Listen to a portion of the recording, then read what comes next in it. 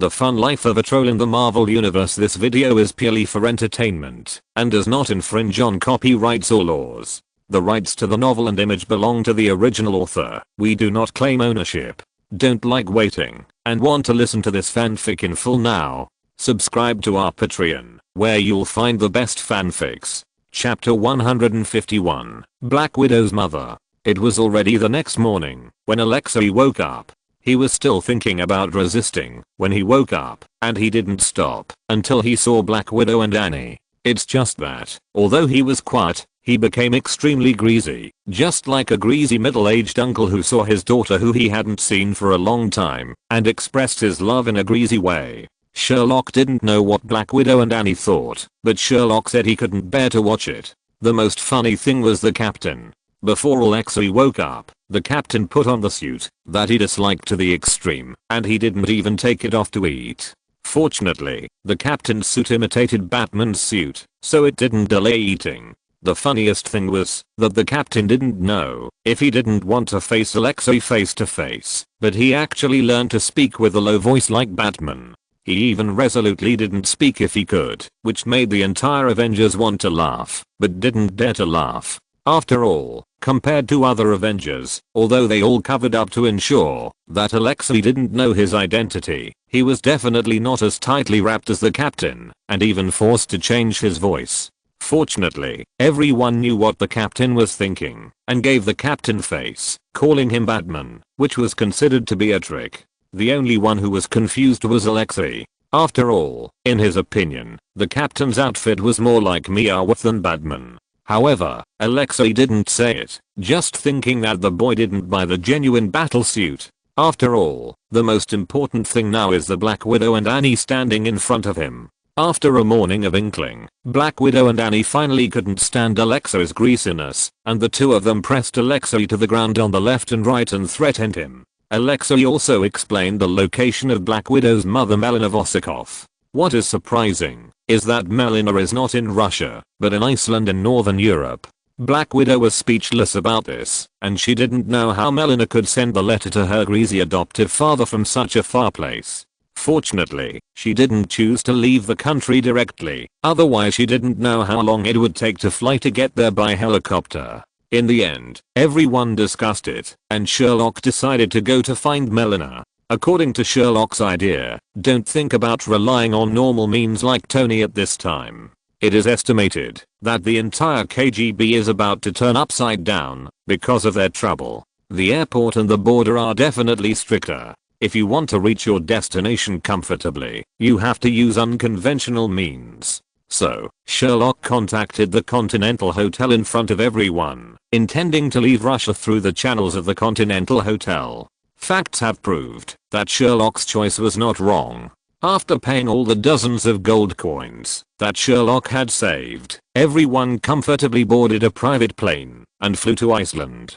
Of course, these gold coins were finally reimbursed by Tony, and Tony himself seemed quite interested in the services of the Continental Hotel. As for the Continental Hotel, although none of them showed their faces, and the people at the Continental Hotel didn't know what these people were except Sherlock, they didn't ask much about it in the attitude of taking money to do things, just treating them as the Queen Bee and his group of psychotic friends. If the people at the Continental Hotel knew that they had pulled a plane of Avengers, they would probably shout, "Mom, I'm successful," and then give the Avengers the highest treatment. After a whole day of flying, the plane landed safely at an airport exclusive to the Continental Hotel in Iceland. Thanks to Sherlock's identity, the Continental Hotel finally allowed Sherlock to rent 2 cars with cash to leave. Well, it's not the self-destructing truck, it's a normal car. After everyone put pepper in the hotel, they drove for half a day and finally found the residence of Melina, the mother of Black Widow, in a deserted place.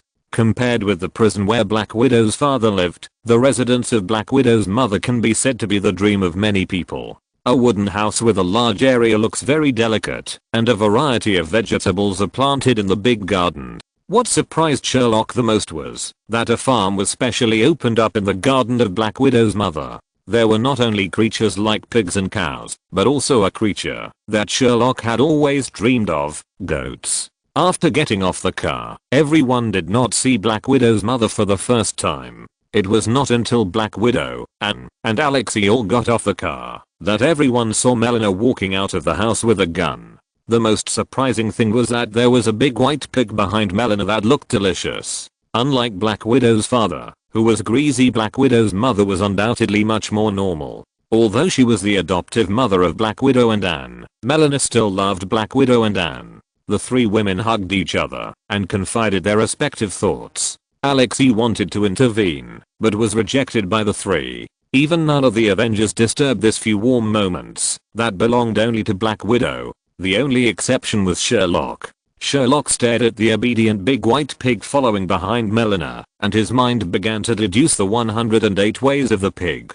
After a while, the three people who had been expressing their love for each other recovered. Melina also noticed Sherlock, who had been staring at the big white pig behind her with a malicious smile on his face. He also wanted to show Black Widow what kind of enemy she was facing. In front of everyone, Melina used the tablet on her waist to demonstrate what a remote control toy biological version was. To be honest, when Melina demonstrated, everyone's face was shocked and disgusted. After all, in their impression, anyone who controlled people in this way would not be a good person. Only Sherlock's eyes became brighter.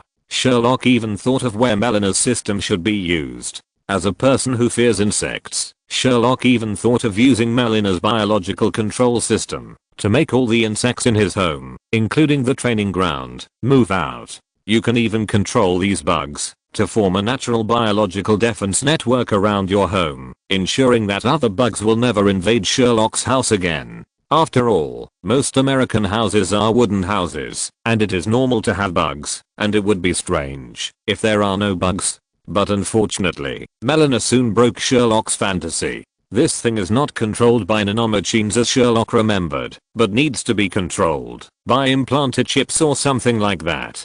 At that moment, Sherlock lost interest in this system. His eyes began to become dim, and he turned his attention to the goats in the sheepfold. Melina was also strange. At first, she thought that the boy named Sherlock who followed Black Widow was not a good person. When he heard about her anti-human system, his eyes were shining. But after she explained the principle, she quickly lost interest and began to look at her sheepfold. What is this thing? Melina said she didn't understand, but was shocked. Chapter 150 to Sherlock, have you eaten? If you can't figure it out, don't think about it. Melina said that Sherlock came with Natasha and the others anyway, so even if he had any small thoughts, he wouldn't do it in front of everyone. So Melina greeted everyone to go into the house without any burden in her heart, but Sherlock didn't go in and kept staring at the goats in the sheepfold. As for why Sherlock kept staring at the poor little sheep in the sheepfold, the reason was very simple. Sherlock was greedy. The tears that didn't make him proud couldn't stop sliding down from the corners of his mouth.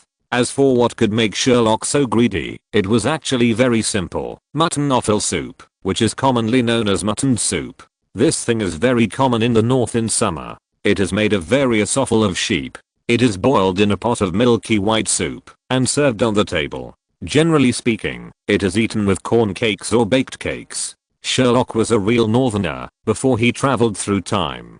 Sherlock didn't like mutton soup, but he always felt uncomfortable if he didn't eat it once a year. However, it is well known that if you want mutton in the United States, whether it is goat or sheep, with or without bones, or even cut for you, you can easily find it in large supermarkets. It is also very cheap, and you can buy a whole leg of lamb for a few dozen dollars. In contrast, it may be because these foreigners who don't know how to eat don't eat offal at all, so the difficulty of finding some offal to make mutton soup in the United States has doubled. Of course, it is not impossible to find it. If you are determined to find it, you can find some, but most of them are frozen, or a limited number of them. It is as difficult to find fresh raw materials for making mutton soup in one place. It is no less difficult than if you want to eat a grouper that has just been caught no more than 5 minutes ago in XJ. It is possible, but it is not necessary. But now it is different here.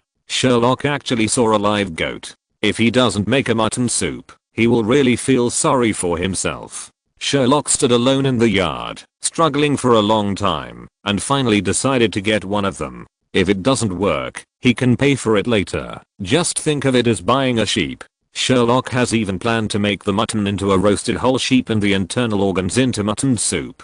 The only pity is that there is no cornmeal cake here, otherwise the taste is absolutely right. On this side, Sherlock has begun to work hard like a little bee for his 5 internal organs. On the other side, the people in the house are not idle either. After entering, Melina greeted everyone to sit down in the living room. After a while of greeting, the Black Sister and Melina began to talk about the Red House and the cause of this incident. Melina listened very carefully. After the Black Sister finished her story, she began to ponder whether these people could really defeat the behemoth in the Red House. Of course, the most important thing is that Melina is really interested in the so-called antidote to remove the control that the Black Sister now has in their hands. You have to know that the owner of the Red House, Dreykov, is a complete coward.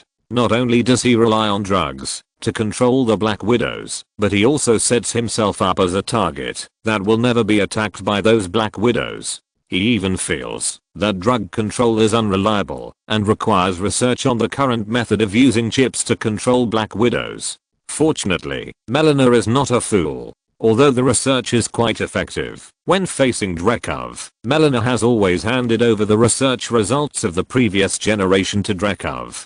To put it simply, even if Dreykov really uses Melina's technology to control the Black Widows, Melina can rely on the leading generation of technology to break Dreykov's control. When Melina told everyone about this, everyone present was relieved without exception. After all, those Black Widows are innocent.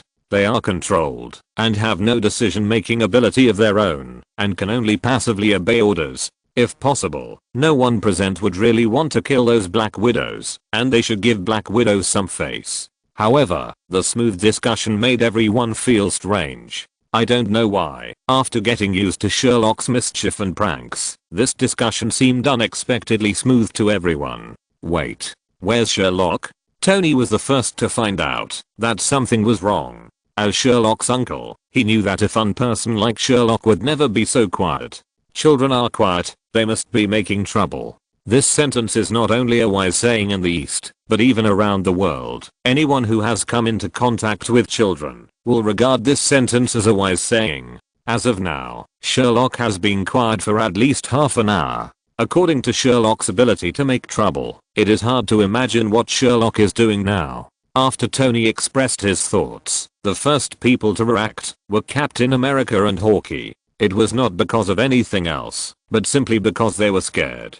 Compared to Hawkeye, who was simply pranked by Sherlock on his clothes during this operation, the captain was a person who was pranked by Sherlock even on vacation. So the captain's speed of rushing out was undoubtedly much faster than Hawkeye. The two rushed into the yard in a hurry and saw Sherlock holding a large basin of red blood and walking towards the stove not far away. At Sherlock's feet, there was a large basin of steaming and fresh looking internal organs, and even a processed sheep was placed on the table from nowhere. In addition, because of the slaughter of the sheep and bleeding, Sherlock inevitably got a little blood on him. Combined with the whole picture, it was a picture of hell. But Sherlock on the other side didn't think so. At this time, Sherlock felt like he was caught stealing corn when he was a child. Looking at Melina who was following behind the captain, Sherlock tried to squeeze out an awkward smile and looked at the people who came out. After holding it in for a long time, Sherlock finally said something brainless, trying to break the awkward situation.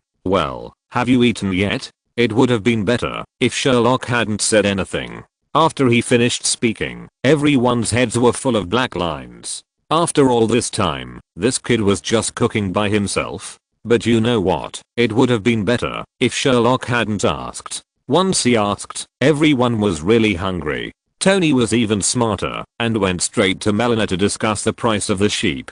As Sherlock's uncle, Tony knew that this kid had a very picky taste. Needless to say, the food that Sherlock could cook by himself must taste great. Anyway, Tony definitely wanted to try it. Chapter 153 Captain, making careless friends, wanting to kill someone. Unlike Alexei, Melina had roughly guessed the identities of everyone when Black Widow brought everyone in, so she decisively rejected Tony's proposal to pay, and said that as a host, he should indeed entertain everyone. Not to mention that the sheep in the sheepfold are indeed food in addition to experimental subjects, so there is no such thing as compensation. Sherlock, who was a little embarrassed at first, immediately became excited when he heard it and immediately began to greet Tony, the captain, Hawkeye, and Anna without any hesitation to start busying. Sherlock did not greet Black Widow and Anne. After all, as Black Widow's relatives, Sherlock still wanted to give Black Widow more time to maintain family affection. Everyone naturally saw Sherlock's meaning and responded to Sherlock's call one after another. You really don't say it. Each of these people has a lot of strength, and Tony and Anna are even more careful. Under Sherlock's call, they chopped wood, moved things, and handled ingredients. The efficiency of the whole cooking immediately came up.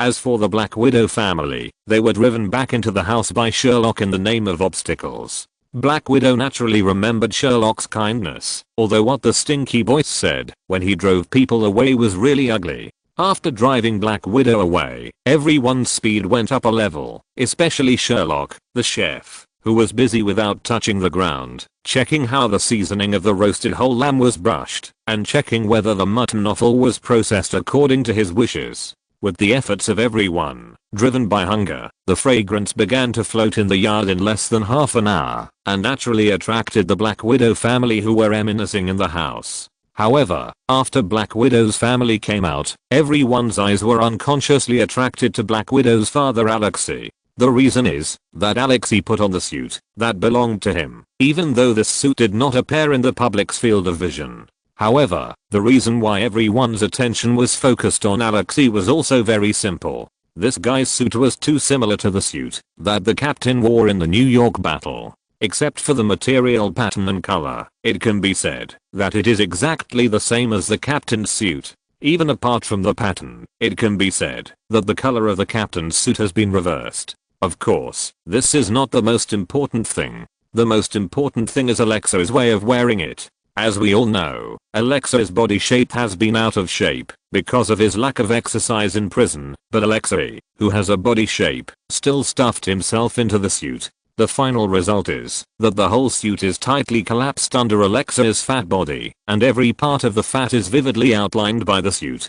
Coupled with the same appearance as the captain, it is difficult for everyone not to associate the captain with Alexei. How to say it? A failure in life, a middle-aged fat version of the captain?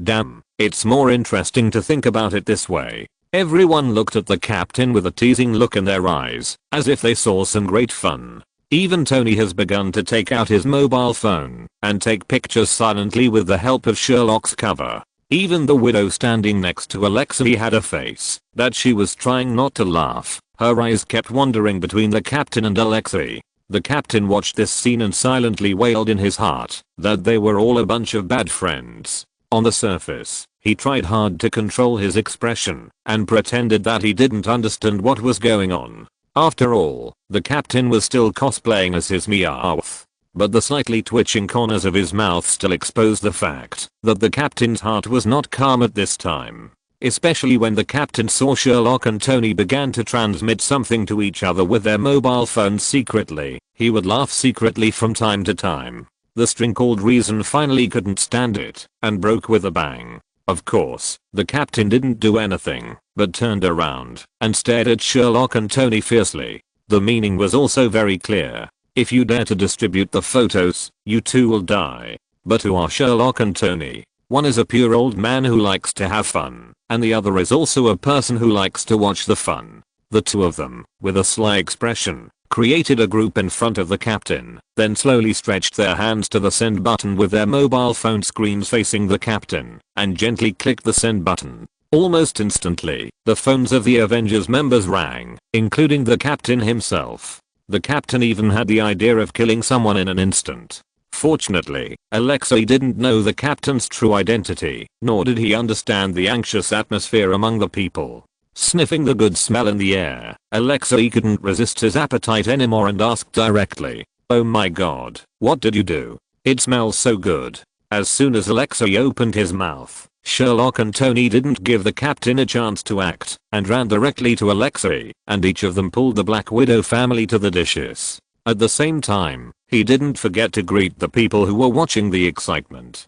"Come on, Come on, try it, it's delicious, I tell you. Hearing Tony and Sherlock talking to each other like vendors, pulling everyone to the dining table, everyone gave the captain a helpless look and then tried to suppress their laughter and followed Sherlock and Tony to the dining table. Especially Hawkeye, who was always an honest man, felt the joy of the fun people for the first time, and his heart was almost twitching with laughter. It can be said that it is a typical case of learning good things is not easy, but learning bad things is easy. In the end, the captain could only grit his teeth, silently suppress his desire to beat people, and followed the crowd to the dining table. You really don't say, although it feels disgusting when dealing with those internal organs. When a bowl of mutton soup was served in front of everyone was amazed. It can only be said that the word fresh is worthy of being a combination of fish and sheep, and there is nothing wrong with that. The mutton soup can be said to have brought this word fresh to the extreme, and the most important thing is that this thing can be seasoned according to your own taste, after feeling the extreme freshness, which is amazing. Coupled with Sherlock's roasted whole lamb with honey, crispy skin and tender meat, the entire dining table was silent for a moment except for the sound of chewing and bones falling on the table. Chapter 154 Sherlock, don't you treat me as a human being? After eating and drinking, everyone spread their big bellies on the chairs and began to digest the food. The entire table was clean without any waste. Everyone ate a little too much, and several people ate the whole sheep except the head. Under the so-called original soup and original food concept, Sherlock was too lazy to get up to make any digestive drinks. He simply cleaned up the tableau and stove, and in the surprised eyes of everyone, Sherlock took out a palm-sized semicircular white bag. Then, just like the Riemann, he stuffed the cleaned stove and tableau into the small pocket. Especially the Black Widow's family, the captain, and Thor were stunned. Speaking of it, this thing was made by Sherlock for a bad taste when he was traveling by car. To put it bluntly, this thing is actually similar to Newt's box full of magical animals. They are all products of the Traceless expansion spell plus alchemy, but Newt's is a box, and Sherlock's is made into the appearance of Doraemon's 4-dimensional pocket out of Sherlock's own bad taste. But oh, it is obvious that except for Tony's guess, the rest of the people don't know this, and they all look at Sherlock differently. Especially Anna, as an ordinary person. Anna directly shouted, 4-dimensional pocket? What the hell? You put a stove in a 4-dimensional pocket? Sherlock naturally had a way to deal with Anna's surprise. Sherlock took out a gun from his pocket with a very bad taste and flashed it to everyone, and then said, of course it's not just a stove. Sherlock's operation made everyone more stunned, and finally Black Widow recovered and asked the question everyone wanted to ask. Where did you get this thing? Sherlock naturally answered Black Widow's question honestly. Of course it was given by the wizard.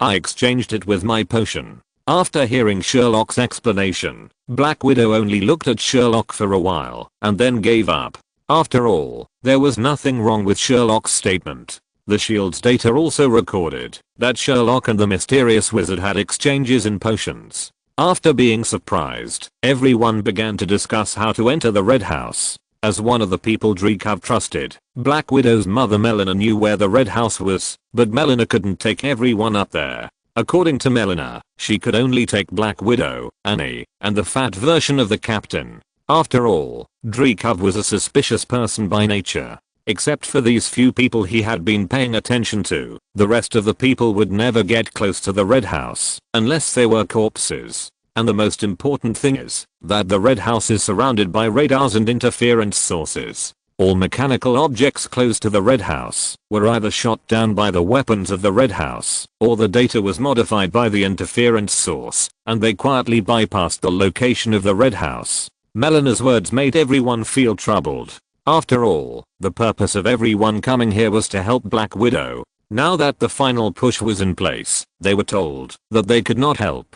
Isn't this nonsense? And the most frustrating thing is that everyone can't just force a breakout like they did in prison. After all, the Black Widow inside is not comparable to those ordinary jailers. In addition to the control of the Red Room, if everyone forces a breakout, they may face endless fearless Black Widows. Just thinking about it is enough to make people's scalps numb. After thinking for a long time, everyone felt that there was no good way. Slowly, everyone focused their attention on Sherlock, who was sitting in his seat, eating melons and wandering in the sky. Gradually, Sherlock also found something wrong. Why did the discussion disappear? Sherlock, who came to his senses, just found out at a glance that everyone's eyes were focused on him. Sherlock, who was shocked by such a change, really jumped up immediately. "What are you doing? Why are you looking at me like that?" Seeing Sherlock's look, as if there were always villains out to harm him, everyone felt speechless.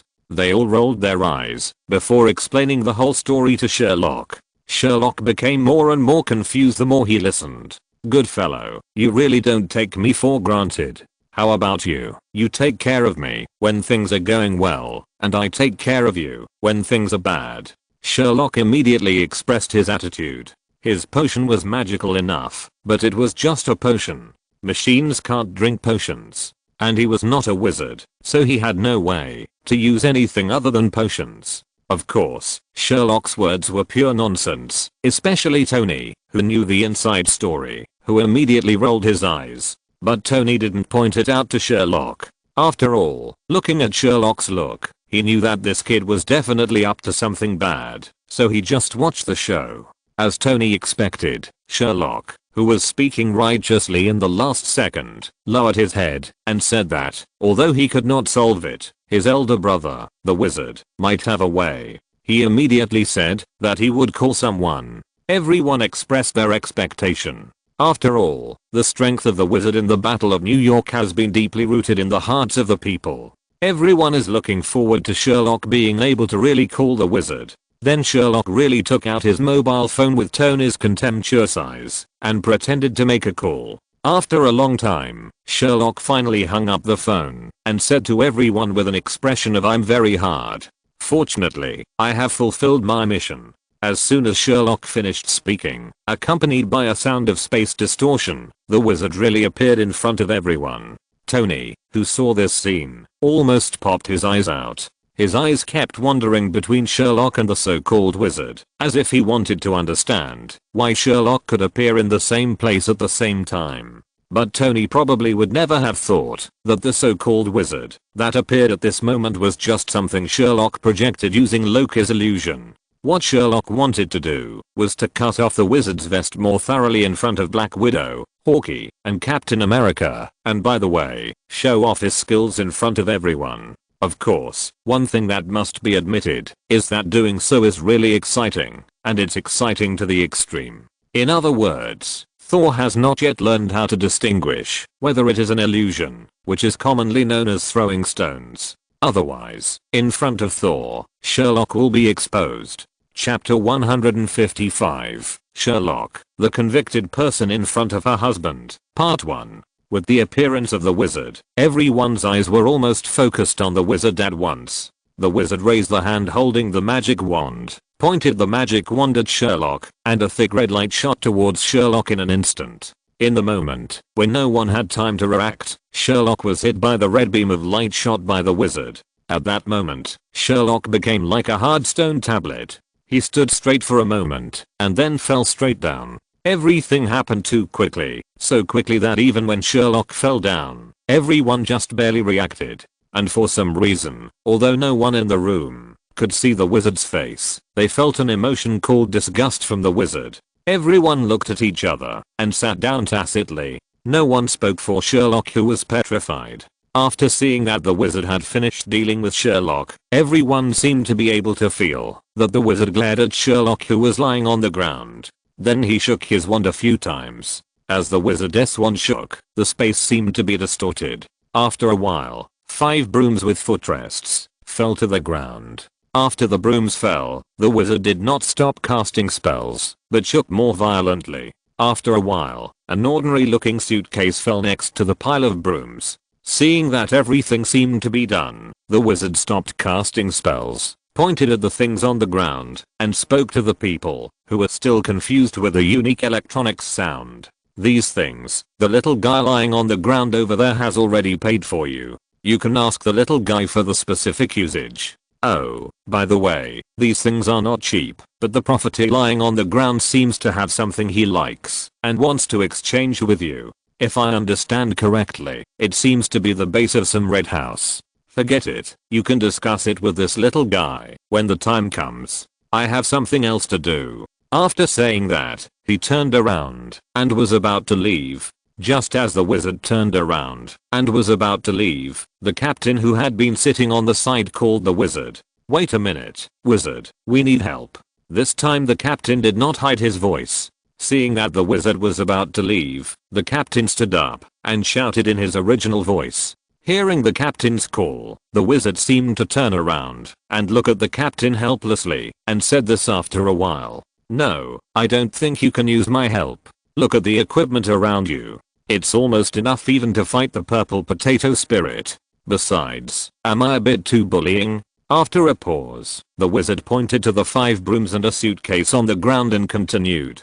Besides, haven't we given you the equipment? If you can't beat the Red House or something like that little guy, then just disband on the spot and let the Earth wait for invasion. Maybe aliens respect labor laws more than capitalists on Earth. After the wizard made a joke, he turned his back to everyone and waved his hand as if he was going to leave. But before the wizard could move forward, another voice stopped the wizard who wanted to leave again. Wait a minute, wizard, I have a question I have always wanted to ask you. It was Black Widow who spoke. Black Widow didn't care about anything else at this time.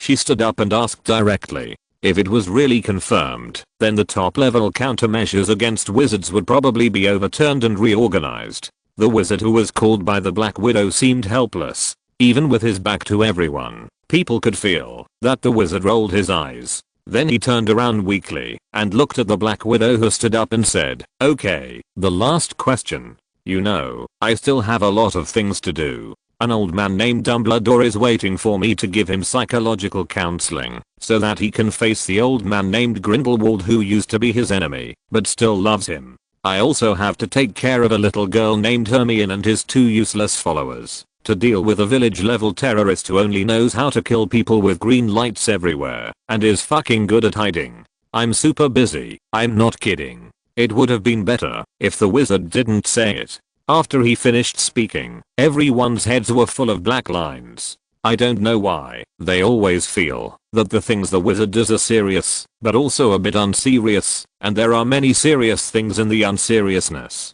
Well, it's very confusing. The wizard's little chatter made even Tony, who was usually the best at talking nonsense, feel absent-minded for a while, let alone others. Even the well-trained agent Black Widow was stunned for a while before she reacted and asked her own question. Well, okay, it seems that you are really busy, but what I want to ask is not a big deal. Just one thing, wizard, you look mysterious and powerful enough. Why do you still trade with Sherlock to get Sherlock's potion? Hearing Black Widow's question, the wizard turned around and left without hesitation, but while walking, the mentor also explained Black Widow's question. Well, sometimes magic is really magical and can do most things, but it is undeniable that there are many things that magic cannot do, but this little guy's potion can easily do it, and the most important point is that this little guy's potion is really interesting, isn't it? After saying that, the wizard didn't care about the reactions of the crowd and disappeared directly on the spot with a crackling sound of distortion in the space. As the wizard left, everyone fell silent for a moment. Especially Black Widow and Hawkeye. As senior agents of S.H.I.E.L.D., they can see the evaluation opinions of the wizard and Sherlock within S.H.I.E.L.D.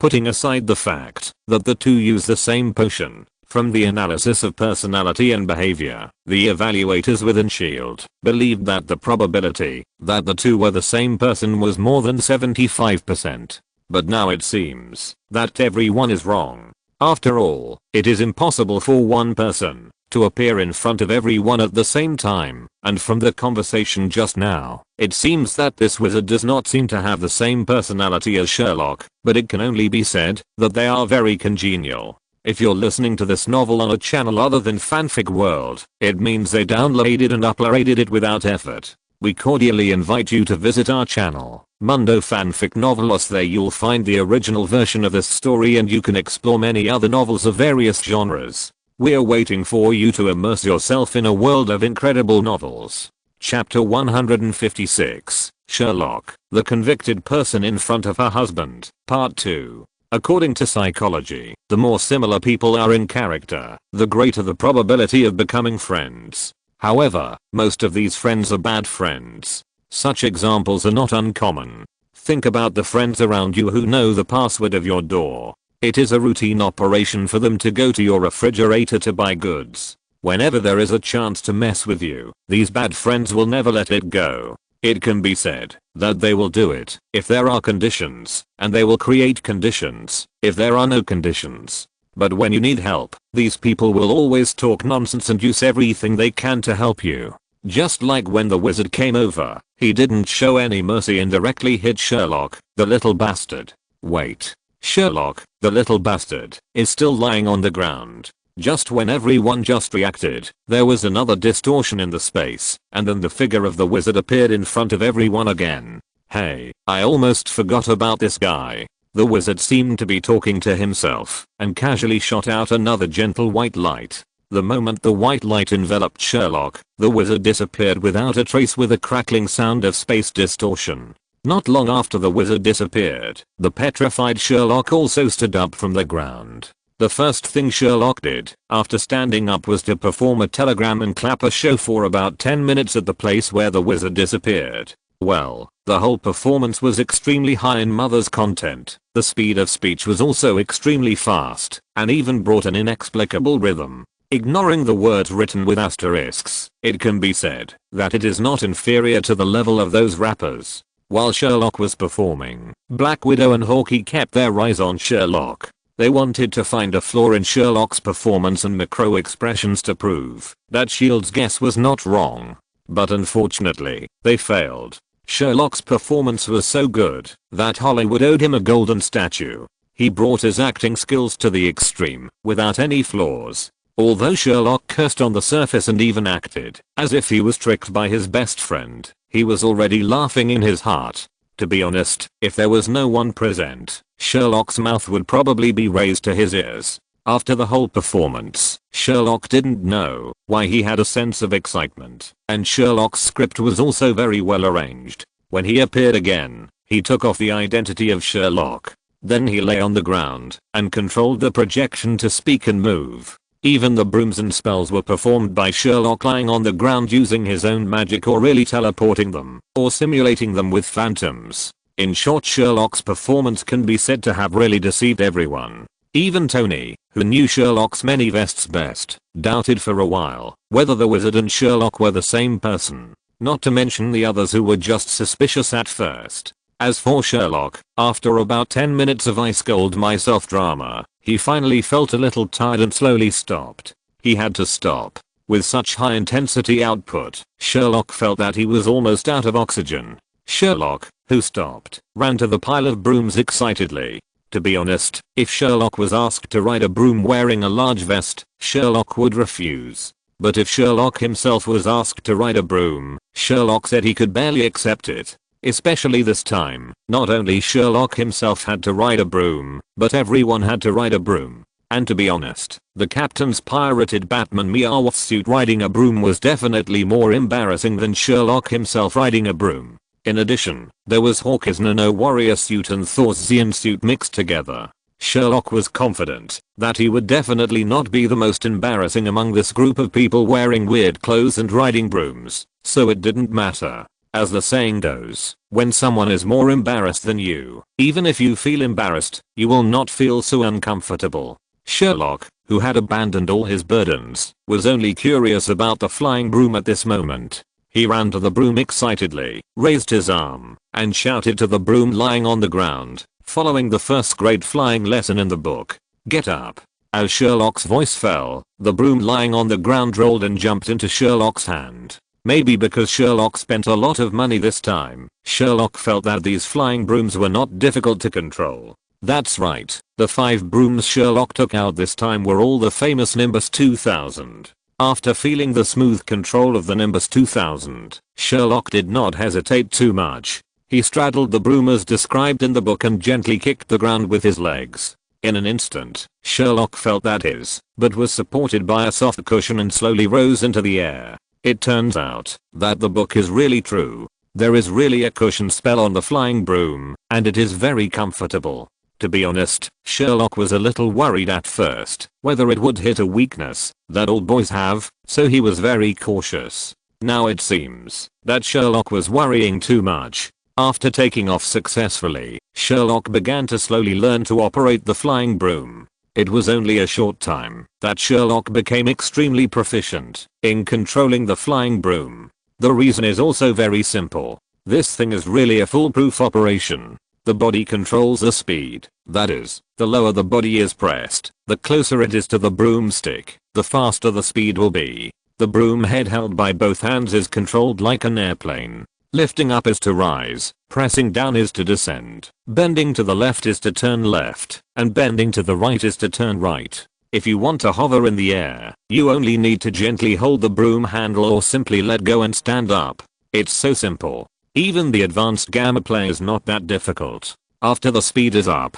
if you want to roll, you can just use your waist and arms to drive the broom to complete the left and right roll. Even if the reaction speed is fast enough, all the maneuvers of fighter jets and helicopters can be restored by the broom under the buttocks. Didn't you see that Sherlock has already played the falling leaf to catch the cobra? Chapter 157, The Charm of Magical Items. Seeing Sherlock gradually becoming more and more unbridled in the air, none of the Avengers and Black Widow's family on the ground made any moves. After all, according to the wizard, Sherlock was the only one who knew how to use this thing. If he moved randomly, it would be a small matter. If he lost control and fell down, if he really broke something, it would be a big deal. He didn't know if the wizard would come back to repair these things he had never seen before. Of course, Sherlock knew it. After playing in the sky for about 10 minutes, Sherlock felt that his head couldn't stand the high G-force brought by those maneuvers and became dizzy. Of course, it was also possible that Sherlock made himself dizzy, but it was not Sherlock's fault. After all, he had never received pilot training. After landing in a daze, everyone rushed over in an instant. On the one hand, they were indeed concerned about Sherlock, the youngest member of the team, and on the other hand, they were full of curiosity about this broom that could fly in the sky. After a while, Sherlock finally recovered and began to teach the Avengers how to use the flying broomsticks.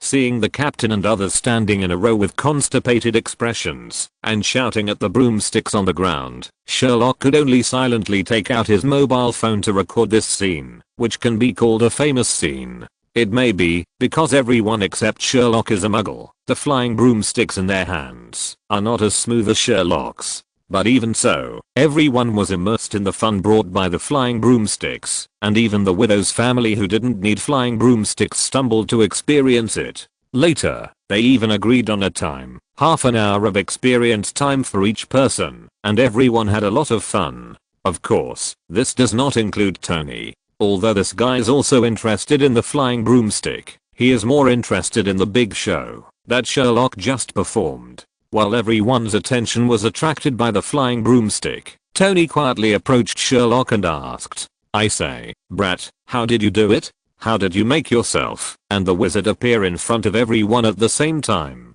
Time magic? Space folding? And what about that Dumbledore and Grindelwald you just mentioned, and that village level terrorist? What did you do behind my back?" Feeling Tony's curiosity that was about to burst, Sherlock just rolled his eyes helplessly, covered his mouth with his hands, and quietly told Tony the truth. "Don't make it so complicated. Is it possible that it was just a phantom that looked very realistic?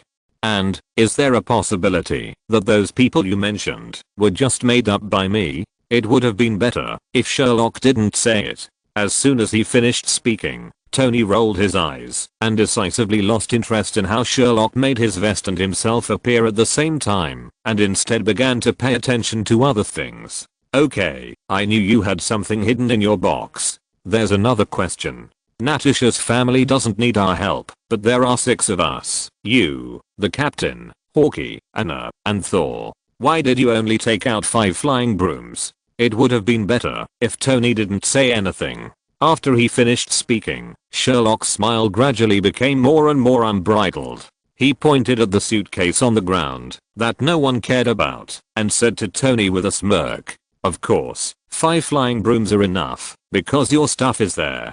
Tony looked at the ordinary looking suitcase on the ground, and a big question mark slowly appeared on his head. Tony had seen witches ride flying brooms in fairy tales, but this was the first time Tony knew about flying boxes. Seeing that Tony didn't seem to react, Sherlock's smile became more and more unbridled, and then he continued. You didn't even react to this? First of all, the Red Room has radars. You're such a small piece of iron flying in the sky. Even if you're riding a flying broom, you're still a target.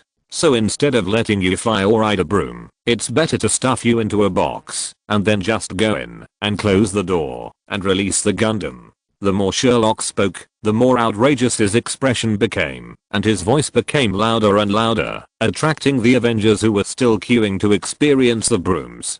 The people on the ground turned their heads and looked over. Everyone looked at the size of the box in unison, and then looked at Tony, who was standing next to Sherlock, and gave Tony a look that said, take care of yourself. Even Tony himself was stunned by Sherlock's remarks. He gestured with his hand to measure the size of the suitcase, which was not very large, and then gestured with his hand to measure his own size, looking at Sherlock with an expression of looking at a mentally retarded person. The meaning was very clear. Do you want to look at what you are talking about? Are you going to murder me? That small box can hardly fit me, even if I'm dismembered. And that's without the armor. Seeing Tony's disbelief, Sherlock didn't explain too much. He walked directly to the box lying on the ground, squatted beside the box, and opened it directly. The next second, Sherlock's action shocked everyone. Sherlock stepped into the box directly after opening it, and then went down into the box, as if he was stepping on a staircase.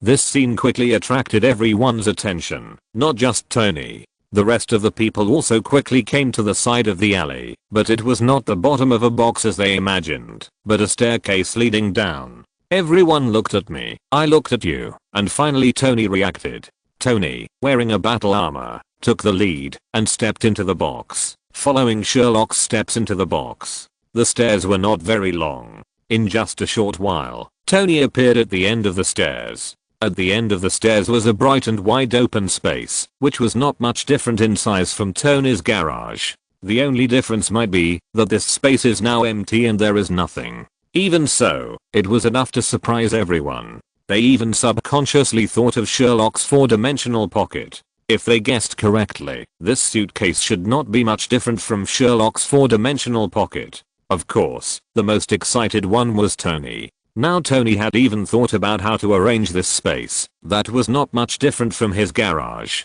If Tony's idea could really succeed, then Tony would have a complete set of portable laboratories, and even most of the research and manufacturing of war armor could be completed here. Thinking of this, Tony's eyes immediately became extremely bright, and he immediately expressed his desire for this suitcase. Sherlock naturally did not waste time. At the beginning, Sherlock had already expected Tony's idea, and the suitcase was just a bait to lure Tony to the hook. As Sherlock expected, Tony, the big fish, really took the bait. The two began a very intense business negotiation, and finally Tony waited until the matter was over, modified his Gundam armor into the Lancelot measuring code Gs, and gave it to Sherlock, and also helped to maintain and upkeep the Red House base that Sherlock had obtained to close the deal.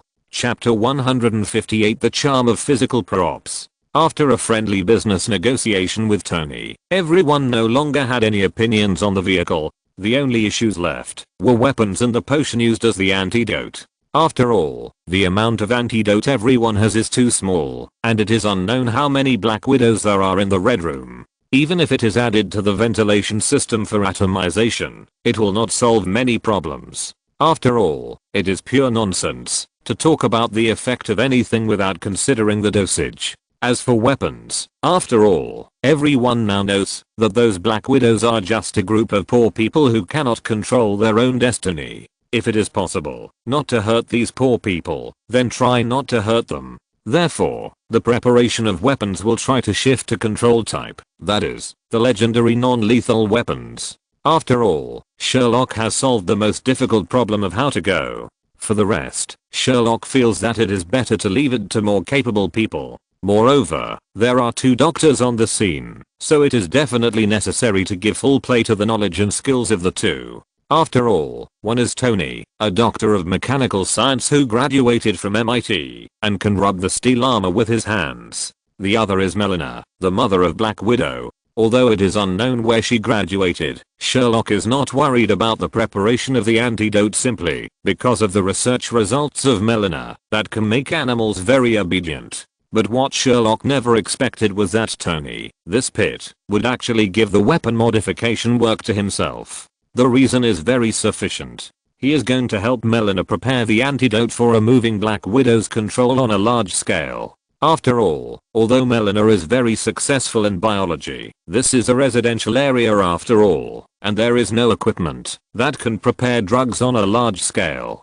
Sherlock stared in amazement as Tony followed Melina into Melina's house, leaving Sherlock alone standing there. At this time, Sherlock can be said to be more uncomfortable than eating something indescribable. After all, if you want Sherlock to design those strange weapons, Sherlock is good at it. If Sherlock's weapon design cannot be solved physically, then magic and alchemy can be used to force it. But now Sherlock has just separated from his big vest. If he uses magic and alchemy now, wouldn't his performance just now be in vain? Revenge. Pure revenge. Sherlock has reason to suspect that this is Tony's revenge for the fact that he just cheated Tony with that suitcase. In fact, Sherlock's thought is not wrong at all. Tony is just seeking revenge. After all, he has to use non-lethal weapons. Strictly speaking, fists count, right? And after knowing the specific situation of the Red Room, the remaining Avengers are mentally prepared to fight with bare hands. After all, except for Anna, everyone at the scene has their own unique skills, and the most powerful Thor can make people fall asleep with a big fight. So it doesn't really make a big difference to them whether they have weapons or not. And when Tony asked Sherlock to improve the weapons, everyone saw that this was Tony's revenge. But very tacitly, no one pointed out Tony's little revenge. Everyone looked at Sherlock, who was standing there helplessly and furiously, with an inexplicable smile on their faces. After all, since everyone knew Sherlock, this guy could always trick them in unexpected places. Now that they could see Sherlock being humiliated, everyone was holding back their energy. It was not until Tony and Melina disappeared from Sherlock's sight without any nostalgia that Sherlock stopped his helpless fury and turned around to look at everyone present with a hint of embarrassment. How could the rest of the people miss such an opportunity to openly complain about Sherlock? That guy, one by one, all turned into standard grade on Myagis, even with a little tea flavor. Don't feel pressured. No matter what you take out, I will use it. Even if it's a leather peg. The first one to fire was the captain, who looked at Sherlock with a righteous and stern face, and his expression was full of greatness and justice. If Sherlock hadn't heard the tea flavor and yin and yang in these words clearly, just looking at the expression, Sherlock would probably be moved beyond words. Even the honest man Hawkeye followed the captain's steps and said as soon as he came up, "That's right, don't push yourself too hard. Even without weapons, we can still defeat those villains. At most, it will be a little trouble and a little injury." Hawkeye's words seemed to open everyone's Ren and Do meridians, and one by one they performed their talents in front of Sherlock. Sherlock's face could have been sunny to cloudy, but under the yin and yang of everyone, it was obviously cloudy to thunderstorm. Good guy, everyone is acting, right? No problem, satisfy your fantasy. At this moment, Sherlock no longer hesitated, turned around and walked towards Melina's house. He needed to find a quiet place to let these fools feel the charm of physical props again. It was not until Sherlock disappeared from everyone's sight with a dark face that suppressed laughter rang out on the scene, revealing a sense of pleasure of revenge. But it was obvious that they were too happy too early. In less than an hour, Sherlock came out of the house again with a malicious smile on his face. Then, under Sherlock's arrangement, a team that could be said to be a peculiar thing was born. First was the decorator Thor, carrying two ambiguous claw hammers, and with his strong clothes, it can only be said that it looked like he must be doing a good job. The most eye-catching thing was the two non-lethal weapons in Thor's hand that Sherlock transformed. It sounded very fancy, but in fact it was just two hammerheads on two electric batons. Being able to fight and electrocute, it barely fits Thor's identity as the god of thunder. The most important thing was that considering Thor's strength, Sherlock also tied 2 narrow-necked bottles filled with iodine to the electric baton, which could be said to be a perfect interpretation of what it meant to fight, electrocute, and disinfect at the same time. The second is Hawkeye, a low-cost cosplayer. Sherlock directly threw a wooden bow to Hawkeye. If the original compound bow looks like a good restoration of the character in the game, then Hawkeye with a wooden bow will inevitably look out of place. However, the most explosive thing about Hawkeye is not the wild-looking retro wooden bow, but the arrows thrown by Sherlock. Well, rather than saying that those things are arrows, it is better to say that those things are long and thin electric batons. That's right, Sherlock was too lazy to make any new arrows for Hawkeye, but simply and roughly found some long and thin electric batons and threw them to Hawkeye as arrows. In order to prevent Hawkeye from getting an electric shock, he even thoughtfully replaced the bow with a non-conductive wooden bow. Of course, these are not the most explosive. The most explosive one belongs to Mr. Steve, who has transformed into the captain of the community security team. Sherlock can be said to have fully satisfied the captain's idea. He really gave the captain a long-handled leather peg, but the semicircular suction cup of this leather peg was full of electric baton contacts. At the same time, Sherlock did not forget the captain's own advantages. He found a heavy bulletproof shield to use with the long-handled electric shock leather peg.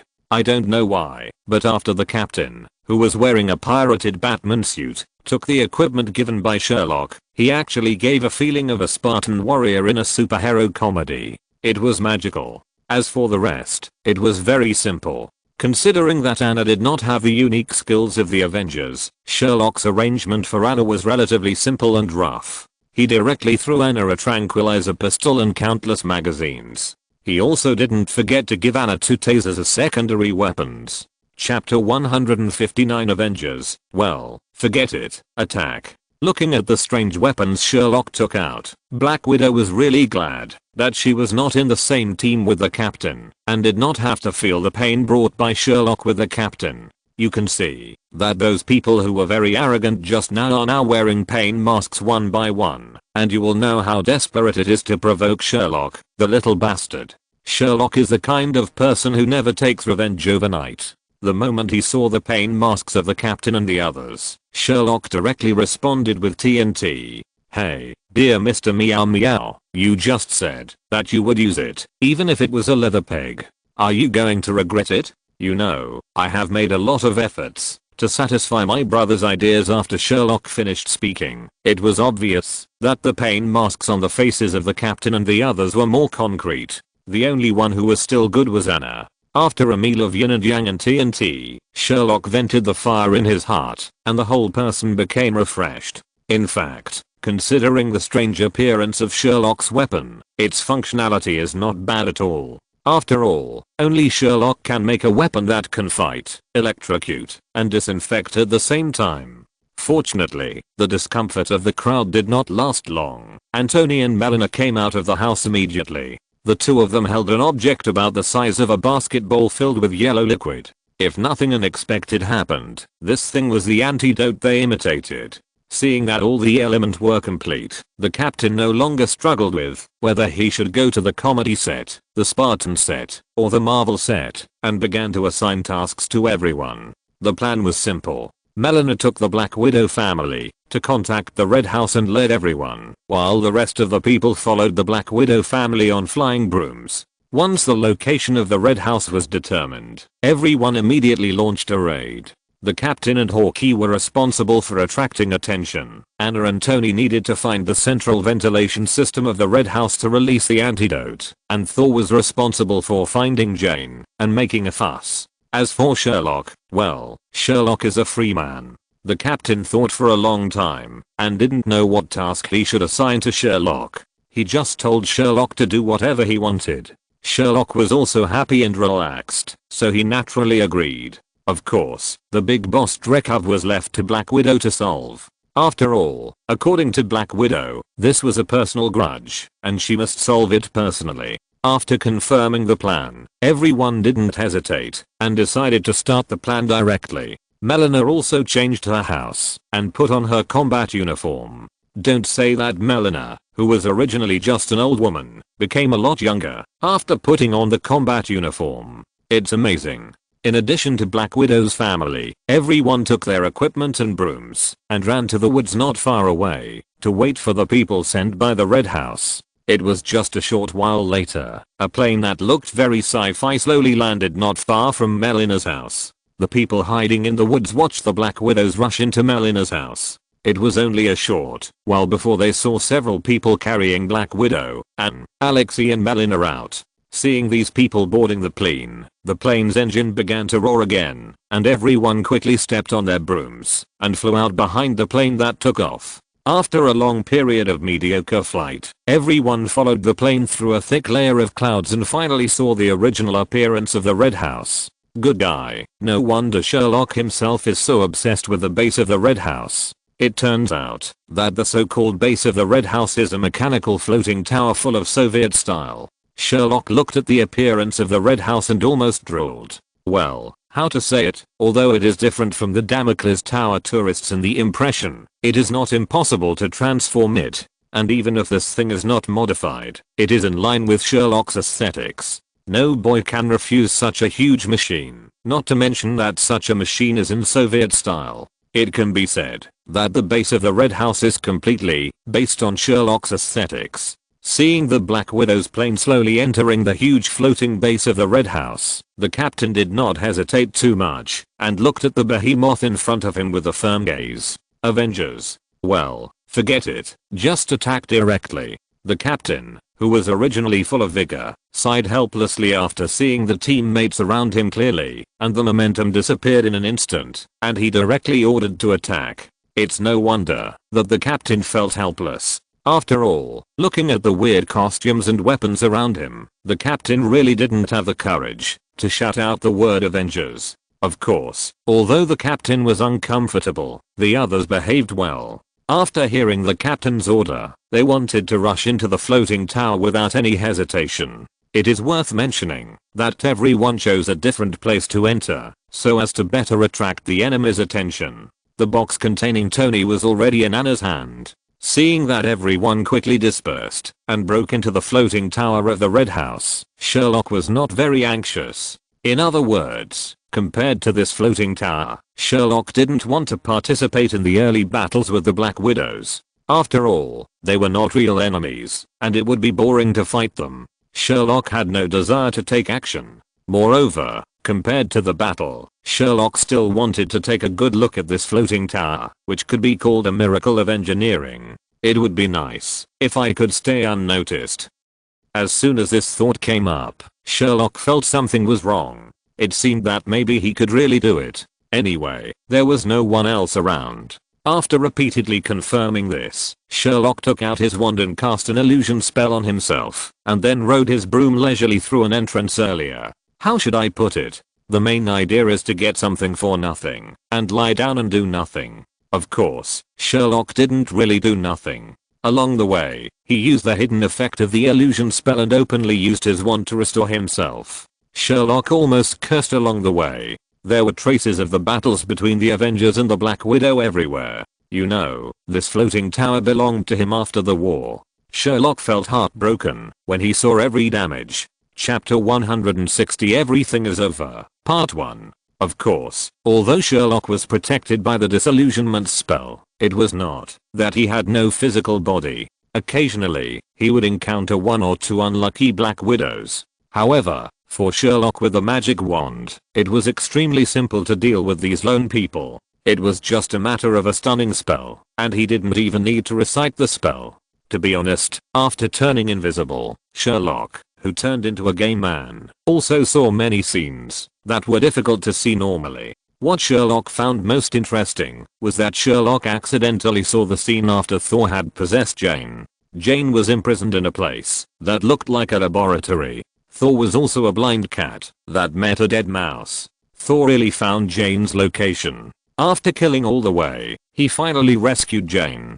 Who knew that the first reaction of the rescued Jane to see Thor was to give Thor a solid big fight, and then rushed into Thor's arms with tears in her eyes, and accused the Red House of being inhuman. She was a doctor of astronomy, but she was forced to study biology and make an antidote that she had never heard of. If it had anything to do with physics, Jane wouldn't have been so wronged. And the most fucked up thing is that the other party's reason is very sufficient, because Jean had minored in biology in college. Looking at Jane's current appearance, you can know how wrong Jane was when she learned the news.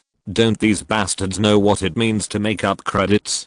God knows that the biology used to make up credits will still be used after Jane becomes a doctor of astronomy. To be honest, during this period of time, Jane almost reviewed all the biological knowledge that she could think of in her mind, and she didn't know how to crack the antidote they asked her to study. The most important thing is that Jane was nervous throughout the whole process, fearing that she would be discovered to be a fool in the Red Room and then beaten.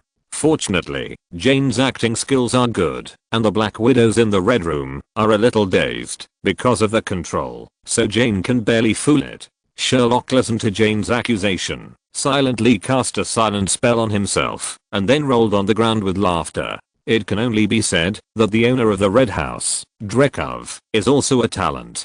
It is estimated that as an old antique otaku who never went out in the last century, he had no idea that there was a concept of collecting credits in universities nowadays. Of course, there are many interesting places in the entire Red House, and Sherlock can be said to have opened his eyes. The Russians are indeed a fighting nation. Using guards and machinery to build this floating tower is enough to make Sherlock feel incredible. The entire Red House base can be said to be a combination of the technology of the last century and the current technology, and the combination of the two usually has a different collision. The most typical example is the talking Widow Thorn maintenance machine, which looks like the refrigerator in the heart of the atom. Sherlock found a maintenance workshop, and there was really a faulty maintenance machine in it that was full of dirty talk like the burning refrigerator. The only difference between the two may be that this maintenance machine does not have the tentacles of the burning refrigerator in the heart of the atom, and it can only be a mouth cannon. But this also caused the degree of fever of this maintenance machine to be more excessive than the burning refrigerator in the heart of the atom. Well, Sherlock decided to keep this burning maintenance machine. Sherlock thought that if he modified it a little bit and turned it into a weapon maintenance device or a sales device and placed it in his training ground, it might have a different effect. Maybe because of this thing, he could increase his income. Of course, he had to be careful not to let the animals in the training ground do anything unspeakable to this machine. Of course, such a 18+ thing must be forbidden for Zyalona and Zyanamindy to get close. The Talalita were already crooked. If they were led astray by this burning maintenance machine, Sherlock really couldn't imagine what would happen. Soon, accompanied by a sound of air pressure release, the entire Red House base became quiet in an instant. At the same time, the voice of Black Widow was heard in everyone's communication. According to Black Widow's instructions, Sherlock showed up and quickly rode a broom to the top of the tower. As soon as he landed, he saw Black Widow walking out of a gate. Sherlock couldn't help his curiosity and asked, "Black Widow, have you dealt with that pervert named Dreykov?" Black Widow said that she was a little used to Sherlock calling her Black Widow. She shook her head slightly at Sherlock, and looking at the question mark slowly rising above Sherlock's head, Black Widow calmly pointed to the door behind her. Out of curiosity, Sherlock glanced past Black Widow. It would be fine if he didn't look, but as soon as he saw it, Sherlock exclaimed, "Wow, have you ever seen what it feels like to be overwhelmed by women? And not only women, but all of them are beauties." If it were normal, Sherlock would just think about it, but now this pervert named Dreykov has really done it. He was overwhelmed by beauties, and there were beauties constantly pouring into this empty room that looked very interesting. To be honest, if Sherlock hadn't been able to hear Dreykov's screams, even when he was standing at the door, Sherlock might have been a little envious of him in a sense. Of course, Dreykov's fate is doomed. Even if the crazy Black Widows spit a mouthful of saliva each, they can probably drown the perverted Dreykov, not to mention that a mouthful of saliva is not enough for them. And maybe there will be perverts asking why Dreykov, the villain, should be rewarded. Well, if nothing unexpected happens, the final result is likely to leave Dreykov in human form, which is considered to be a relatively light hand by these Black Widows. Sherlock got goosebumps just by a few glances, and quickly hid behind the Black Widow. The reason is that these women are too scary. Soon, with the call of the Black Widow, the members of the Avengers team and the Black Widow's family also came to this place, which can be said to be the control center of the entire floating tower. The reason is simple, they have to discuss the next action. First of all, the handling of the floating tower base itself is very simple. It belongs to Sherlock, but the difficulty is how these Black Widows deal with it. In the end, the result of everyone's discussion is that it will be managed by Sherlock. Those who are willing to leave can leave, and those who are unwilling to leave can join Sherlock's training ground. Sherlock is naturally unwilling. That guy has to feed so many more mouths, not to mention that these Black Widows who have been controlled for a long time may not agree. However, what Sherlock did not expect was that many Black Widows actually agreed to the Avengers' proposal. Only a small number of Black Widows wanted to live a normal life and left the base directly. This made Sherlock speechless, but he could not refuse these Black Widows. After all, each of the remaining people is a lonely person, and if these people are really put into society, it is unknown what will happen. In the end, Sherlock could only pinch his nose and accept this proposal. Of course, there are benefits in this. Sherlock actually found Drekhov's daughter, the famous imitation master, among the Black Widows who stayed. It's just that the imitation master has just received training and looks a little immature, but no one can deny the talent of this great god. Chapter 161 Everything is over. Part 2. The main reason why Sherlock is not so fond of letting himself take over the Red House and the Black Widow's proposal is actually because of the existence of Black Widow's sister, Annie. It can only be said that Black Widow's family is the kind of extremely twisted character. Black Widow hopes that her sister can live an ordinary life, so she forces her sister to go to Sherlock's training ground with the Red House base. And Annie wants to help her sister, whether it is work or life. She wants to help her sister who she hasn't seen for a long time, and even joining SHIELD like Black Widow is not impossible. The ideas of the two sisters can be said to be one in heaven and one in the world, but they are all for the good of each other. In the end, the two sisters who disagreed still use the most primitive solution, fighting. However, judging from the current results, the way the sisters solved the problem is very effective. Annie quickly agreed to Black Widow's proposal and followed the Red House to Sherlock's training ground. But the two did not ask Sherlock's opinion throughout the whole process. The reason why Sherlock is very resistant to this is also very simple. That's Black Widow's sister, who is willing to put someone who can monitor themselves at any time by their side. But all of Sherlock's rebuttals were broken by Anne's smiling words. If you don't agree, then this so-called base is probably not for you. Sherlock couldn't believe his ears. Damn it, do you want to listen to what you are saying? Sherlock couldn't understand why Anne's 37-degree mouth could say such cold words. In the end, Sherlock could only hold his nose and endure it. What else could he do?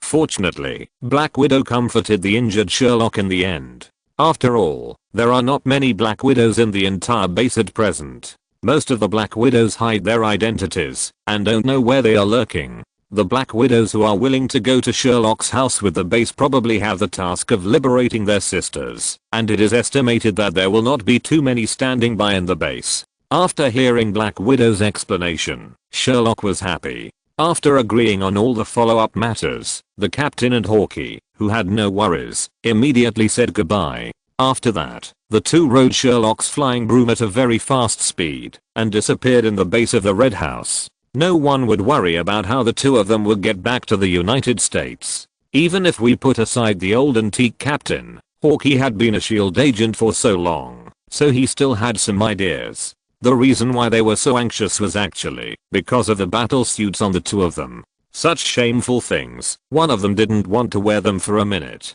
Sherlock estimated that after the two of them left the base of the Red House, as long as they found a place with a store, they would change their battle suits as soon as possible without any hesitation. As for the flying brooms distributed to everyone, to be honest, Sherlock didn't think about recycling them. He just regarded them as a benefit for everyone. After all, if nothing unexpected happened, this thing would either become everyone's collection or a toy for children. Even if it was really used, it would probably be used when performing a mission alone. And Sherlock, a profiteer, would not provide after-sales service. If someone really disassembled the flying broom and broke it, it would really be broken. Even if Sherlock went to the toilet, he would not provide after-sales service. Although the alchemy on the flying broom is not difficult, it is still extremely complicated. It is very troublesome to repair it. Sherlock will not make trouble for himself. After the captain and Hawkeye left, Anna also said goodbye. She was a member of K. This operation was purely to help. Moreover, neither Sherlock nor Tony proposed to reclaim Anna's equipment. Those equipment and magic brooms were all considered as labor fees for Anna. After Anna left, the only people present were Tony and Sherlock's uncle and nephew and the Black Sisters family. After confirming that Anne would be responsible for driving the base to Sherlock's training ground, and gave Sherlock a magical gadget. This product, which looks full of the combination of technology from the 1970s and modern technology, is a two-way locator. Sherlock can determine the location of the base through the small screen on it, and the Red House will also determine Sherlock's location through this gadget. According to Anne, after Sherlock returns home, he can just insert this gadget into the open space reserved for the base and take away the upper part of the screen that looks like a cathode ray tube. Sherlock naturally agreed and then left the base with Tony without any hesitation. When they left, Sherlock did not forget to take the bubbling maintenance machine in the base. The two left without any hesitation. After all, they had to pick up Pepper in the Continental Hotel, and Black Widow's family was still here. The two also wanted to give Black Widow some time to get together with her family. After Sherlock and Tony left, Sherlock and Tony did not know what Black Widow's family said in the Red House base, and they would not care. What they should care about now is Pepper, who is alone in the Continental Hotel. When the two arrived at the Continental Hotel and found Pepper who lived there, Pepper's situation almost made their jaws drop to the ground. When the two found Pepper, Pepper was wearing a sling dress of the same style as Ada Wang, dragging a glass of red wine in her hand.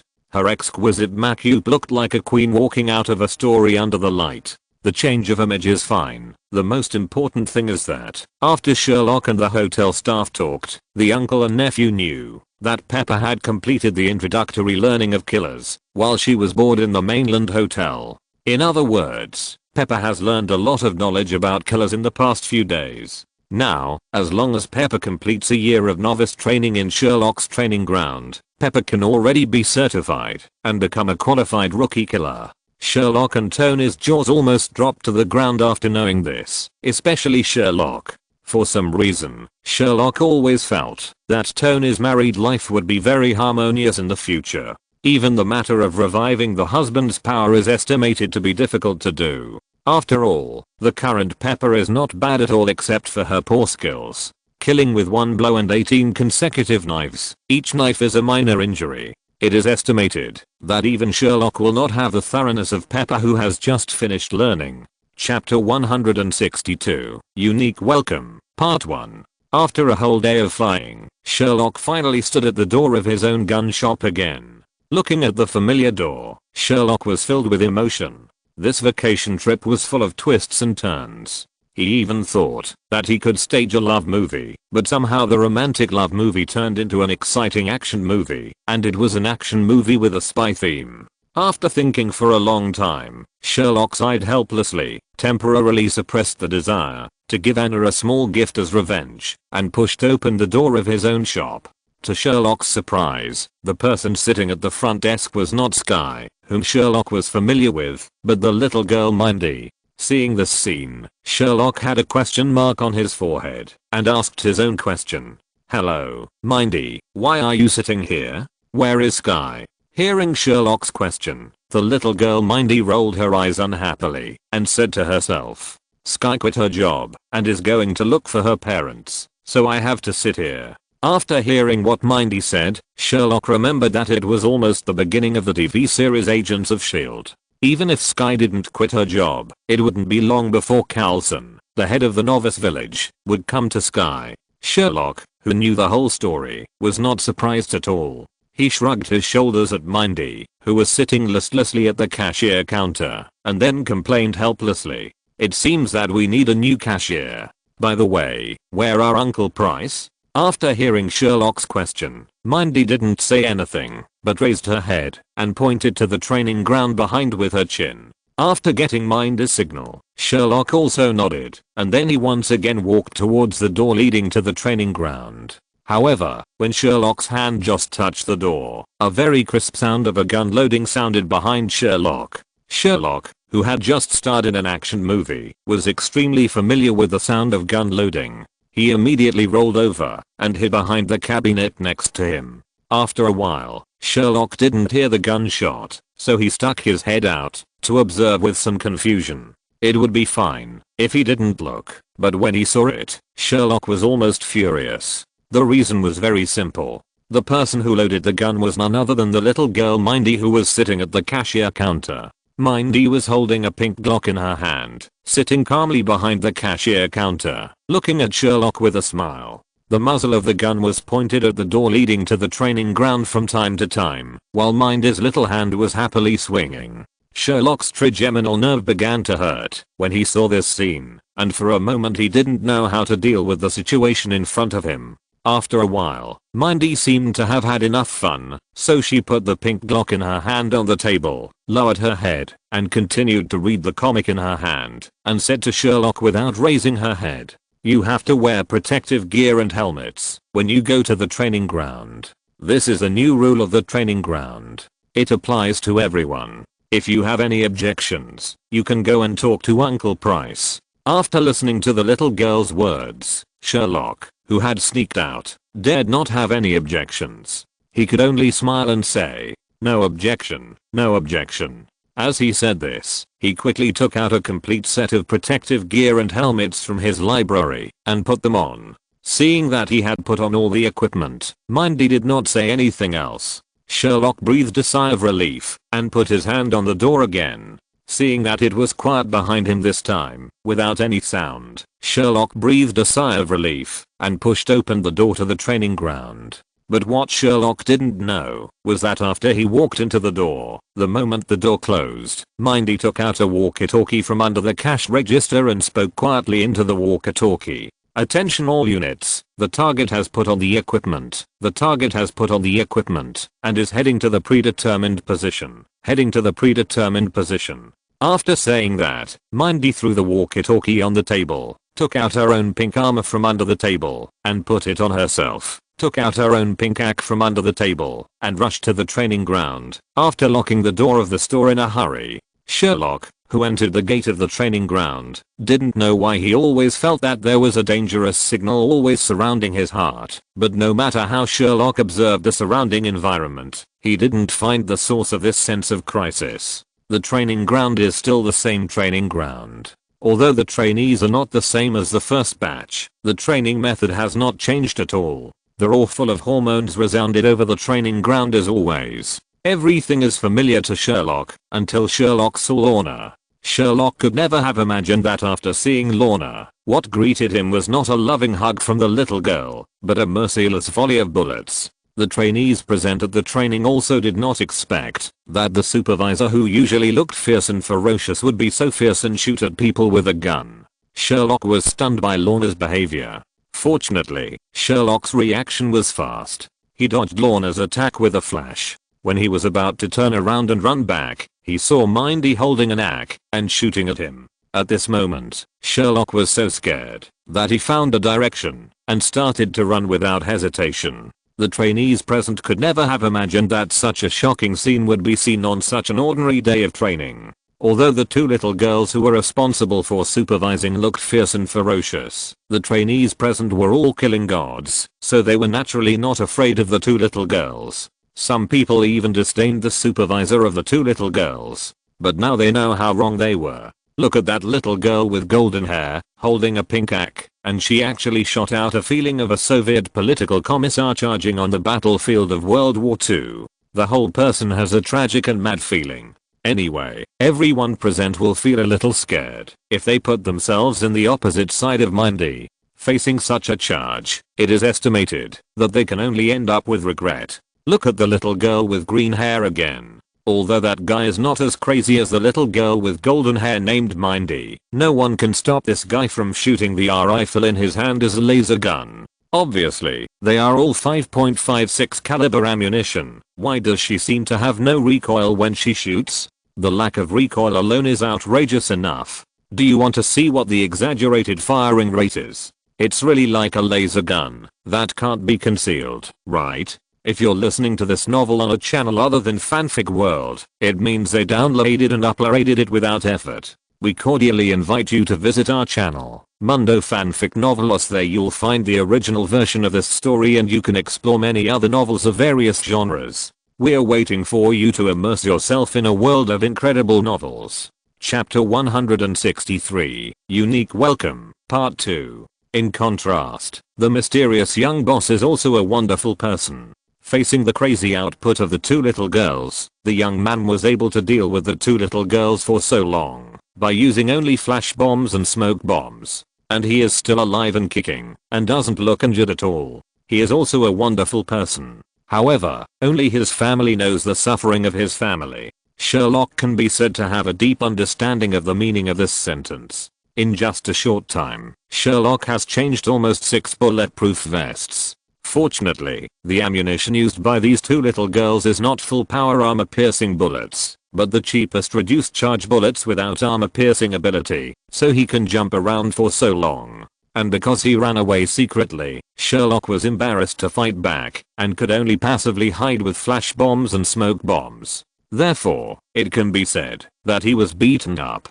The two little girls also killed people in seconds. The bullet was aimed at Sherlock's bulletproof vest to ensure that Sherlock would not be killed by the bullet, but some would be hurt by the impact of the bullet. The fuss was not over until Sherlock's 5 uncles arrived at the scene. What made Sherlock speechless was that the fuss was stopped by Price, who arrived last. After Soap and Zioki and Ghost came, they actually had the mind to analyze with the students the various tactical moves and strategies used by the 3 people in this battle. Several people completely ignored Sherlock's call for help, and no matter how Sherlock led Mindy and Lorna to their direction, these old hands would use their rich experience to lead the students who were watching the fun to avoid them. It was not until Price came that he stopped the fuss with his own prestige. After Price stopped, the two little girls did not seem to be completely angry. After the two of them glared at Sherlock fiercely in unison, they snorted together and left the scene hand in hand. It was not until Price pulled Sherlock into the training ground in the warehouse behind that Sherlock knew why the two little girls were so angry. To put it bluntly, this was really Sherlock's fault, and he couldn't get rid of it. The cause of this matter still has to start from when Sherlock, Anna and Thor were wanted. However, in the safe house, Price was really angry after learning that Sherlock was wanted. He called Sherlock and scolded him. Sherlock naturally said all the good things and told Price not to worry. Price also believed Sherlock's lies, so he really stopped worrying and continued to take his brothers, two little Lali and Sky, on vacation. Who knew that Sherlock would be involved in the affairs of Black Widow's family and disappeared completely? The only time there was a little news was in Lisbon, Europe. The most important thing is that the middleman in Lisbon didn't even see a hair of Sherlock. Furious and threatened by the buyer, the middleman could only take a risky move to start with Sherlock's family, and then he found Price and his group. It stands to reason that Price and his name can be said to be a living legend in the underground world, and middlemen usually hide. But now the lives of the middlemen are in the hands of the buyers. They are so desperate that they don't care whether they are afraid or not. They gather a group of people to attack Price and his team. The most important thing is that the timing of this group of people's attack is not very good. It happened to be when the Tulalita were swimming in the swimming pool. Fortunately, Lorna is not an ordinary person. After killing the two with her ability, the Tulalita took the enemy's equipment and had the ability to resist. Not to mention Price and his team, although they were on vacation, they easily completed the looting and replacement of weapons with their skills, and easily completed the counter-killing. After leaving a tongue to figure out the whole story, Price was also very angry, but he had to clean up Sherlock's ass. The final result was that Zioki and Gates were responsible for guarding the Tulalita and Sky, and Price took Ghost and Soap to clean up Sherlock's ass. So the final result was that the original good vacation of several people was forced to shrink and perform the task less than halfway through. However, according to Price's acceleration, he, Soap and Ghost seemed to enjoy it very much, and there was a feeling that reminded them of the original mission. Sherlock even had reason to suspect that the reason why the Talalita were so angry was that Price and his team did not bring the Talalita with them this time.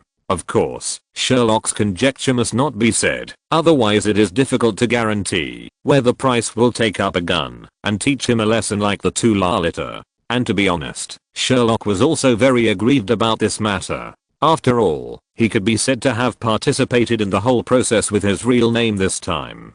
After all, Sherlock would never have thought that A Good Vacation would turn from a leisure film to a love film, and finally into an action film. If Sherlock knew that it would turn out like this, he would have to be anonymous. Wouldn't it be better to be a big account? After understanding the whole story, Sherlock did not blame the too crazy Lalita. He could only say that he did raise the Talalita a little crooked. Other Lalita would punch you in the chest when they were angry, and the worst would just ignore you. The one at home is 5.56, which hits your chest, and is mixed with a little 7.62.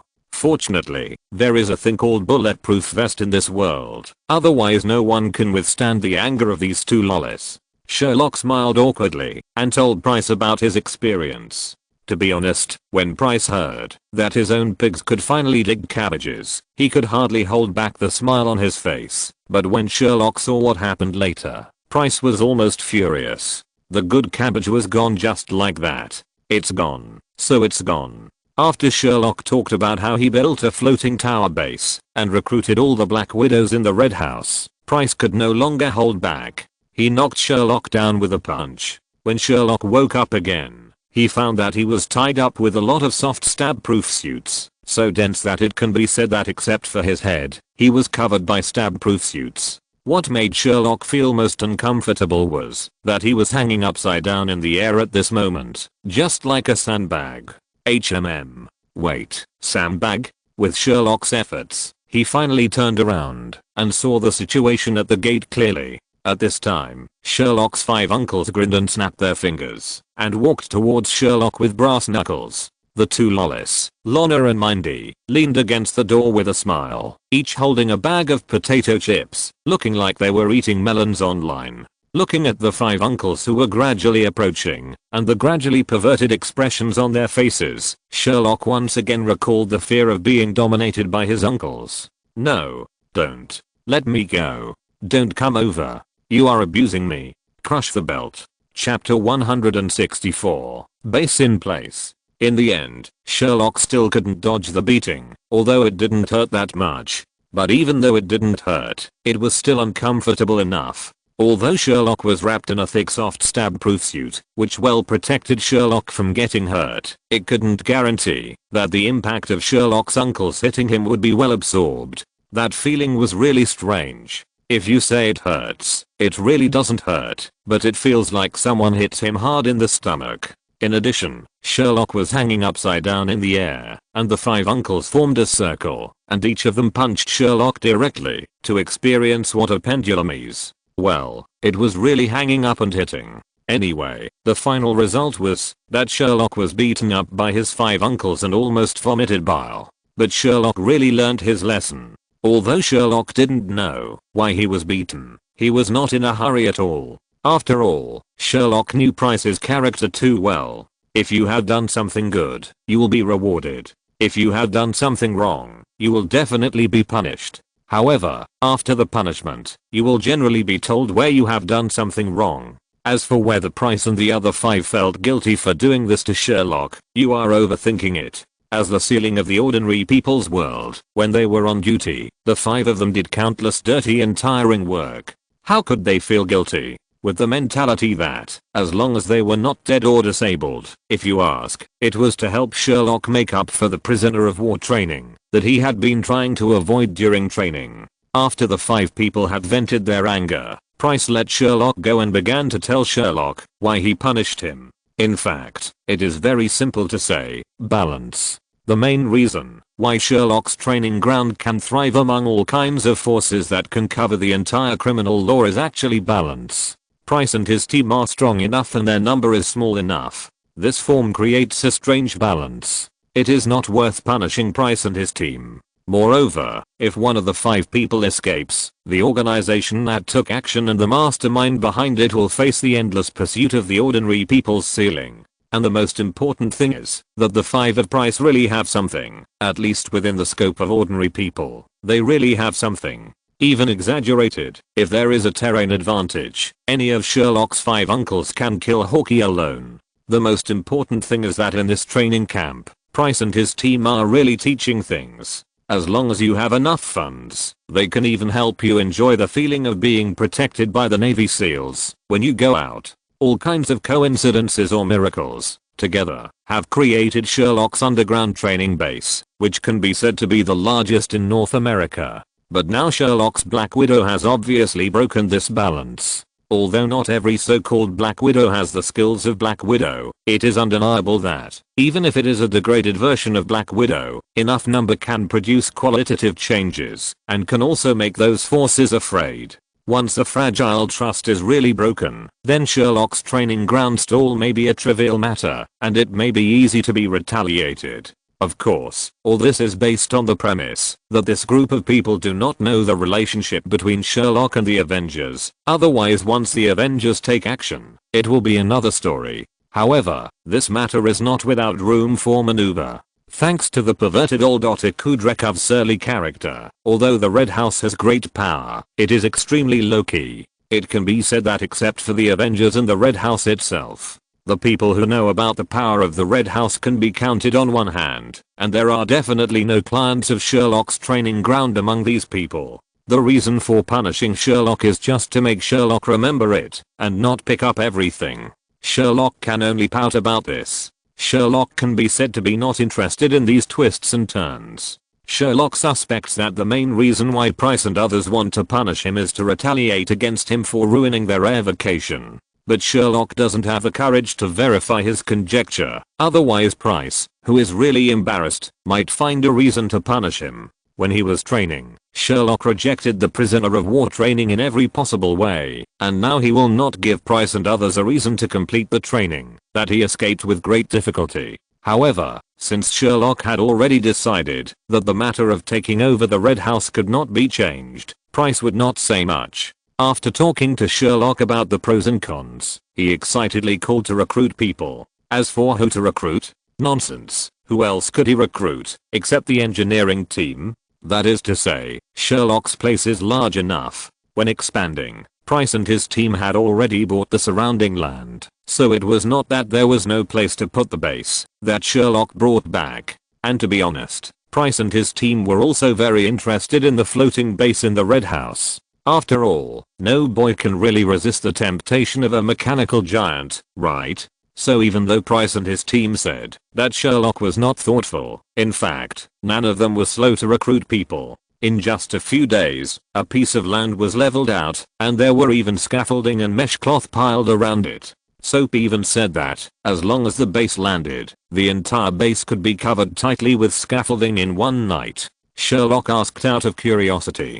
As expected, only the Rabbit engineering team had such efficiency. For the American team, even if they could raise 3 or 4 meters during the day, let alone at night, they would be considered efficient. After finishing all the preliminary preparations, Sherlock inserted the locator into the prepared open spaces and he taught him. Then he took down the large oscilloscope-like display screeners and he taught him. The moment the display screen was picked up, 2 arrows appeared on it. One arrow pointed to the locator that Sherlock had just inserted on the ground, and the arrow was marked with a distance of 5 meters. The other arrow pointed to the air in the west, with 2 numbers on it, one representing the distance and the other representing the height. Well, Sherlock can only say that it is a very mouse-style indication method, simple and crude but effective. Less than a week after everything was done, Sherlock was awakened in the middle of the night by the beeping sound of the display that had been placed in his room. After taking a closer look, Sherlock said fuck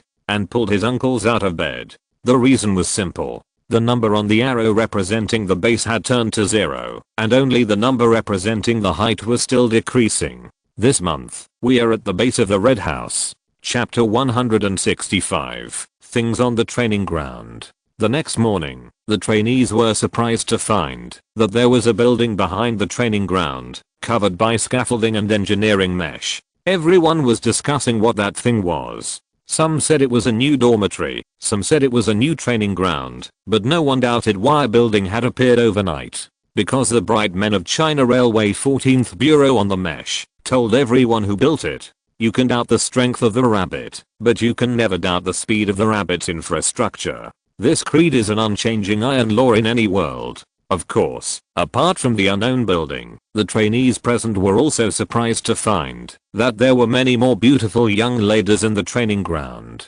Although these young ladies would not participate in guiding their training, they were doing some odd jobs such as timekeeping, discipline correction or cashiering. According to Price, he decided to reduce the burden on the instructors, so he hired a group of young ladies to watch over you beasts. Of course, the most important thing is that facing the Black Widows, no matter how strong the trainees are, they can only be rookies, so there are often girls who unconsciously reveal a look of contempt when timing or ranking. Although there are girls in the training ground, most of them are hot-blooded men. As the most face-saving, no one can stand the big sister in charge of timing looking at him with contempt when seeing his results. Those guys are like chicken blood, all of them are training hard. One or two are just so-so, but when most of them are like this, the atmosphere of the whole training camp has changed. In the words of the second dimension, it is, damn, the blood is up.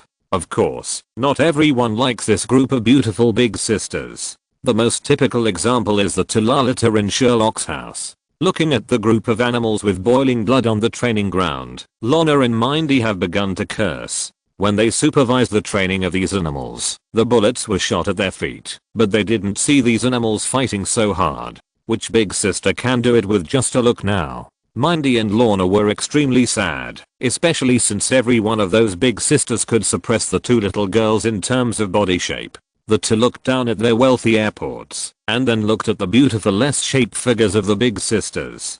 For the first time, the two little girls experienced what was called the grief and anger of women. Of course, the little thoughts of the two little girls could not be hidden from the big sisters who had received the Black Widow training. In just a few days, the two little girls were immersed in the body management courses of the big sisters, and could not extricate themselves. When Sherlock saw this, he thought, is it possible? He decisively reported to Price that a separate area in the training ground was opened for women's body management training, and the Black Widows who were taken in by Sherlock taught the course. You really can't say that this course attracted many wealthy wives nearby at the beginning. After all, this so-called body management course is a kind of fully enclosed training, and the fee is even a little more expensive than Sherlock's novice training. Even so, it did not stop the crazy women, especially when the first batch of students returned home after graduation. It caused quite a stir. The husbands with high incomes watched their wives who were out of shape go to training for a few months, and then come back like young girls in their 20s.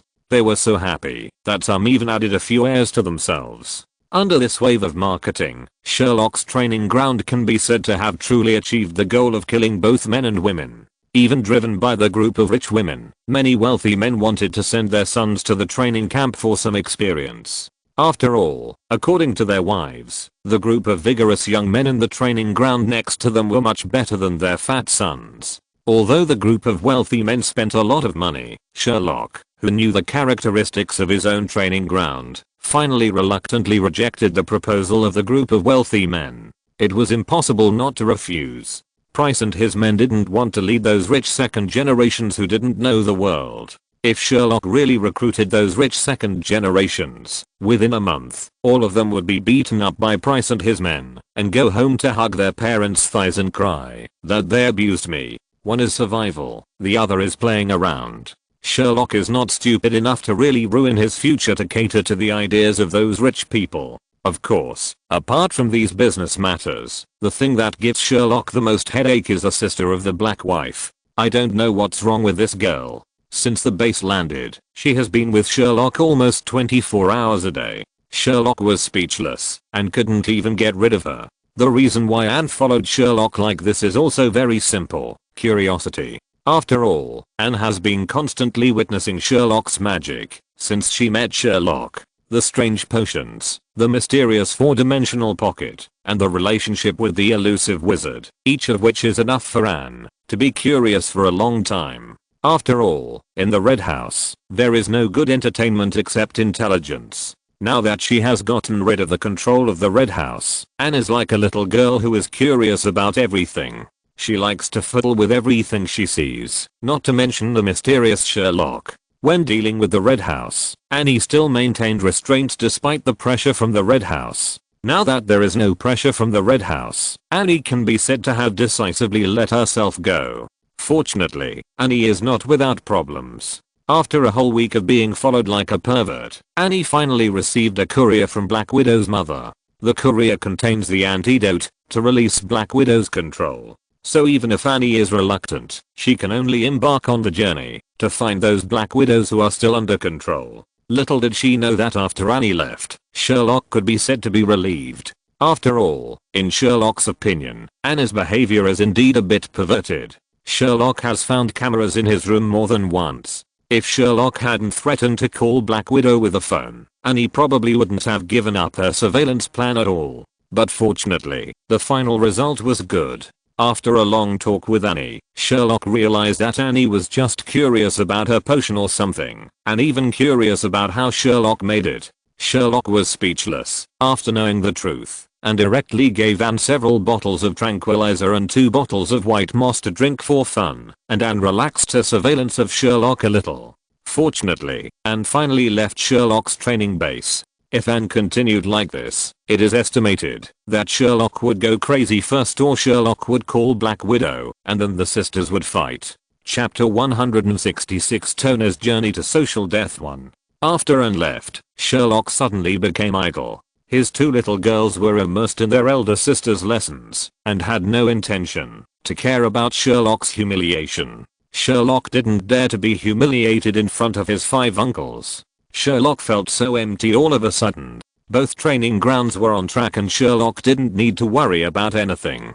The cash register of his own gun shop was also occupied by Black Widow. Sherlock was the only one left in the whole training ground. Once people are idle, they will think about something, and Sherlock soon found the point.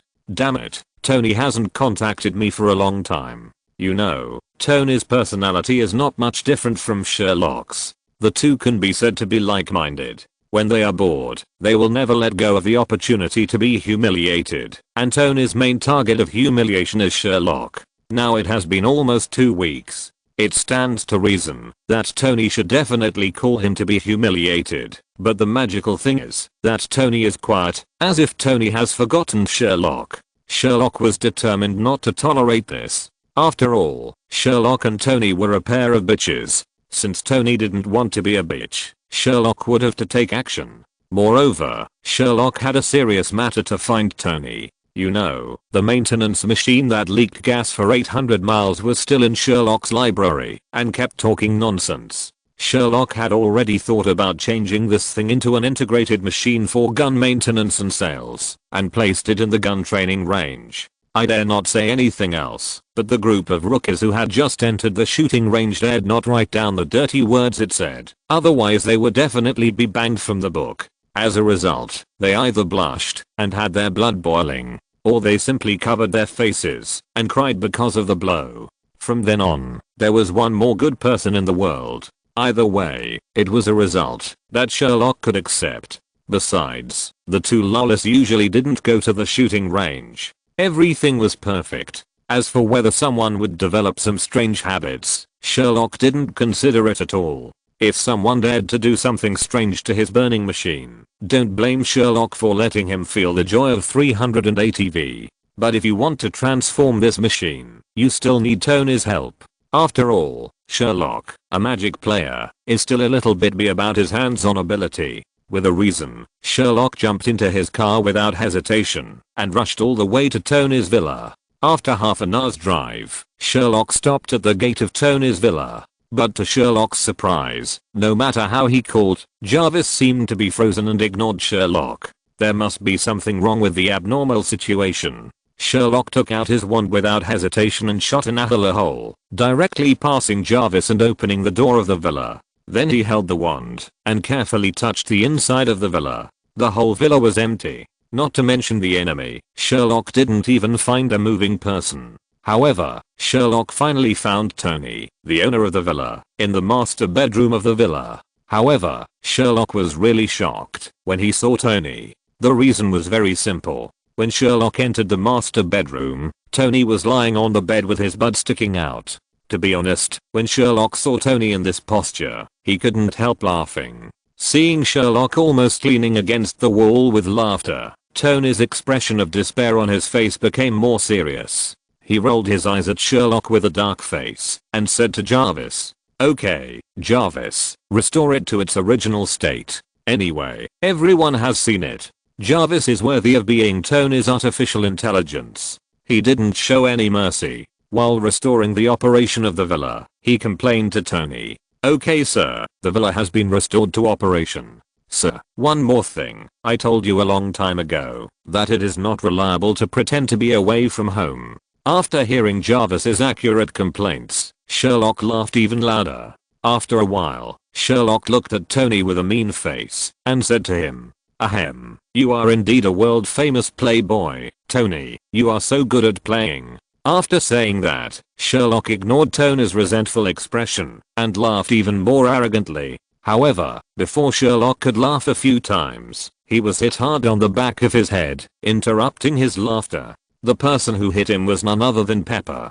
"Don't talk nonsense. See if there is anything you can do to help your uncle." Pepper walked in with a glass of water and painkillers and looked at the unreliable uncle and nephew with helplessness. Although he was taught a lesson by his future aunt, Sherlock couldn't help but smile. He still looked at Tony, who was lying on the bed with his butt sticking out, with a smile on his face. Okay, tell me, what happened to my dear Uncle Tony?" It would have been better if Sherlock didn't say anything. As soon as he finished speaking, the resentment on Tony's face seemed to be about to solidify. After glaring at Sherlock fiercely, he turned his head and refused to communicate with Sherlock. Seeing that Tony didn't seem to cooperate, Pepper could only stand up and answer Sherlock's words. "It's nothing, but a few days ago, Tony took me to eat Japanese food on a whim. I don't know if the ingredients were not fresh or Tony was not used to eating raw food, but he had a stomachache the day before yesterday.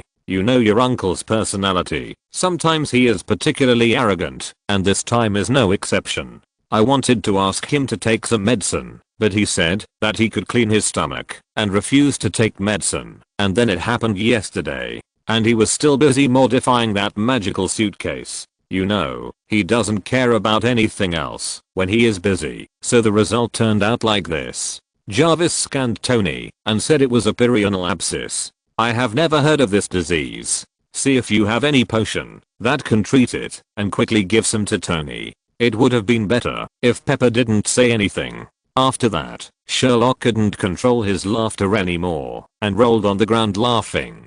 Sherlock was familiar with this disease. Sherlock had this disease when he was still a social animal. This disease is also known as the social death amplifier and pi+1 technique. Simply put, if you want to treat this disease, you need surgery. But if you have surgery, the whole process from beginning to end can be summed up in 2 words: social death. If you don't treat it and just endure it, you can get better, but the result is that you will have 1 more person, 1 for others, and 2 for you, and it will be even more difficult to get treatment later. At the beginning, Sherlock chose surgery, and he experienced a whole week of social death in the hospital before he barely met the discharge criteria. Now, looking at Tony lying on the bed, Sherlock can be said to be smiling abnormally obscenely. "Tony big shit. Tony big shit, you have come to this day. Is this completely in my hands?" Chapter 167. Write a written agreement. Tony is Sherlock's uncle and a player who has a lot in common with Sherlock after he turned over a new leaf. It can be said that Sherlock only needs to lift his but to know what kind of shit Sherlock wants to pull. Looking at the gradually perverted smile on Sherlock's face, Tony knew that he was in big trouble and was caught by this kid. As Tony expected, Sherlock used the Profiteer's special skill to Tony in the next second and asked for a sky-high price. Putting aside the Lancelot mecha that had been promised in the action of helping Black Widow and helping to change the appearance of the floating tower, Sherlock also proposed a lot of new things, including but not limited to modifying the burning machine that leaked gas for 800 kilometers, wanting an EVA Unit 01 mecha with a built-in smart assistant control, including a full set of Jarvis-like smart home in the floating tower and the training ground. Anyway, based on the principle of how outrageous it is, Sherlock can be said to have said everything he can think of and can't think of in order to make his proposal more practical. Sherlock even used his inherent skills, threats, and intimidation against Tony. First, he asked Jarvis to explain to Tony what his disease was. Jarvis had no idea of the sinister intentions of humans, so he honestly read Baidu Encyclopedia to Tony according to the content he searched online. Seeing that Tony didn't seem to realize the seriousness of the problem after Jarvis finished reading, Sherlock couldn't bear it and directly translated what Jarvis read to Tony. To put it simply, you have another pie, do you understand? And the most important thing is that this thing is not a one-time sexual disease, it is often reproducible. My dear Uncle Tony, you don't want your perfect buttocks to become a showerhead for watering flowers, do you? Even if you think the showerhead is interesting and expect that every time you go to the toilet in the future, it will be like watering flowers, but you don't like the Queen to wear adult diapers for the rest of her life, right? It would be fine if Sherlock didn't translate it. Once translated, not to mention Tony, even the little Pepper standing on the side broke the defense and immediately agreed to Sherlock's unreasonable request and asked Sherlock to help with the treatment. Fortunately, as a capitalist, Tony reacted quickly and pulled the little Pepper who broke the defense. As a profiteer, Tony knew the profiteer skills used by Sherlock too well. Although Tony's defense was also broken, fortunately, the recovery time was very fast, and he no longer hesitated and launched his inherent skills against Sherlock to pay the money on the spot. Although Tony's posture was very indecent and his body was very uncomfortable at this time, it did not prevent Tony from showing his true colors as a profiteer. His upper and lower lips kept colliding, just like a rapper, and he began to bargain with Sherlock. The uncle and nephew were tit for tat, and they kept talking nonsense. They even started to talk about past experiences. Even a glass of water or a grain of rice became the bargaining capital for the two. Pepper, who was originally still breaking down, was stunned by the fierce confrontation between the uncle and nephew. Gradually, Pepper also came to his senses. These two people were just bored. If Tony had a problem, Sherlock would definitely lend a hand. Similarly, when Sherlock had a need, Tony would always curse, but he would always help.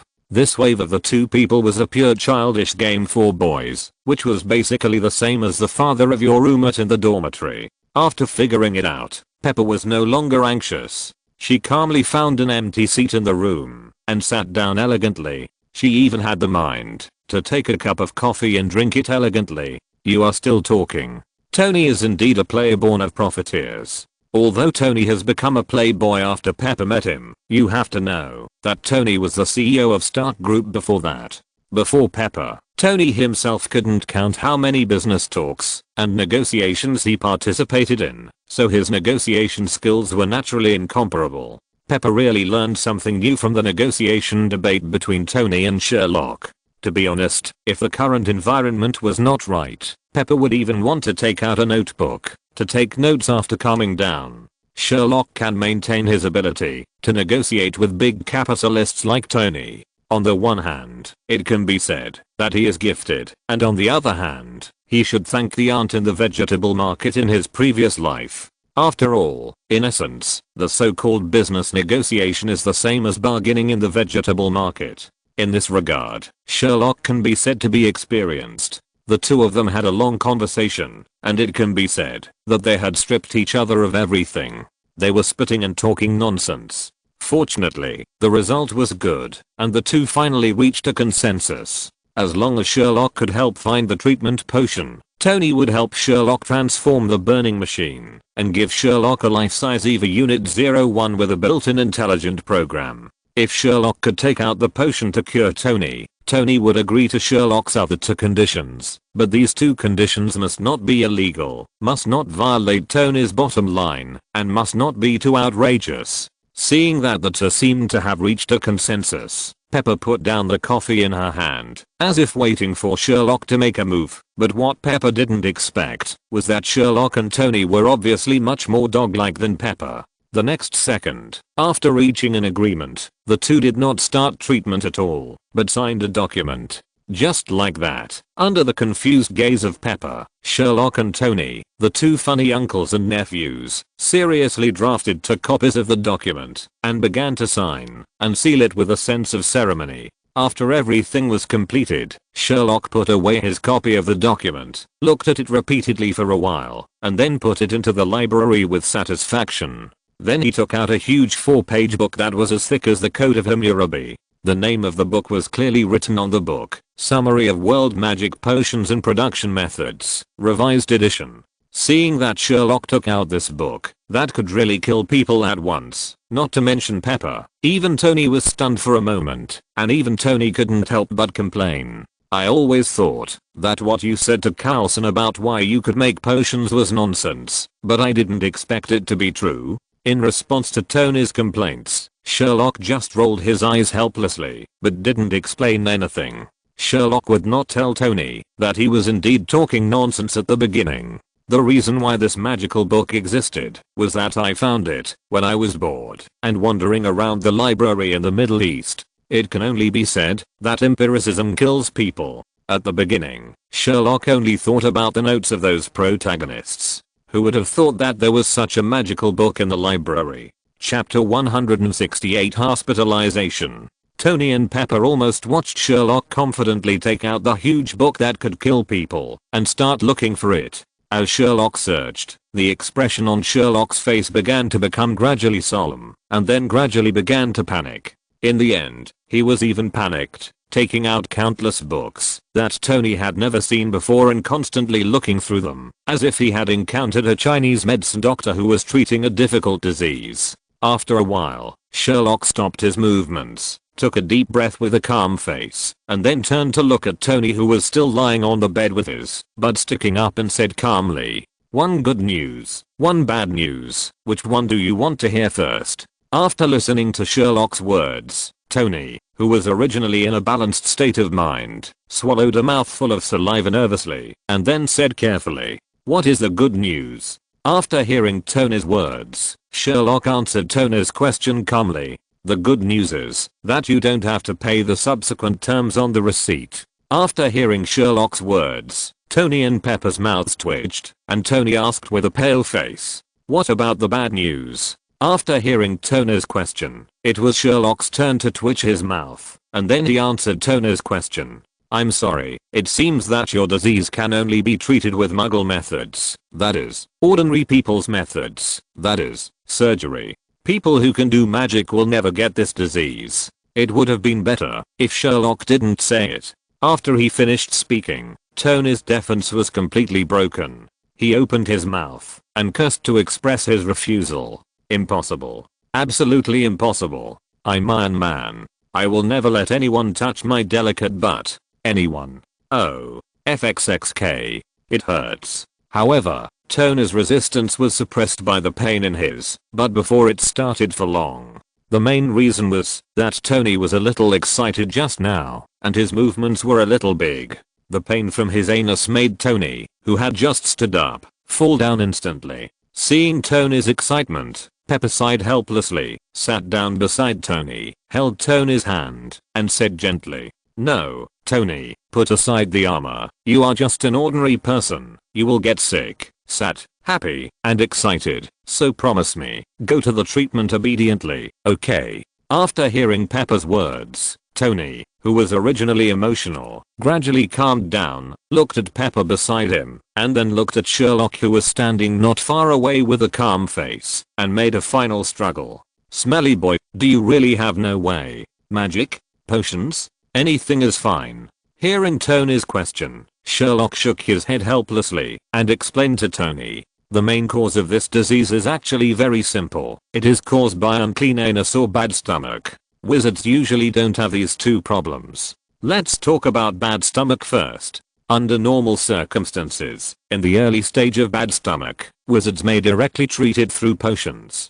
due to the surprisingly fast effect of potions. Basically after drinking it, the symptom of bad stomach can be cured immediately. As for the unclean anus, it is even more ridiculous. I dare not say anything else. If the person can accept it, the wizard can even use the magic wand to clean his anus after each use. Sherlock dares to guarantee that, if it is cleaned, it will definitely be much cleaner than wiping with anything.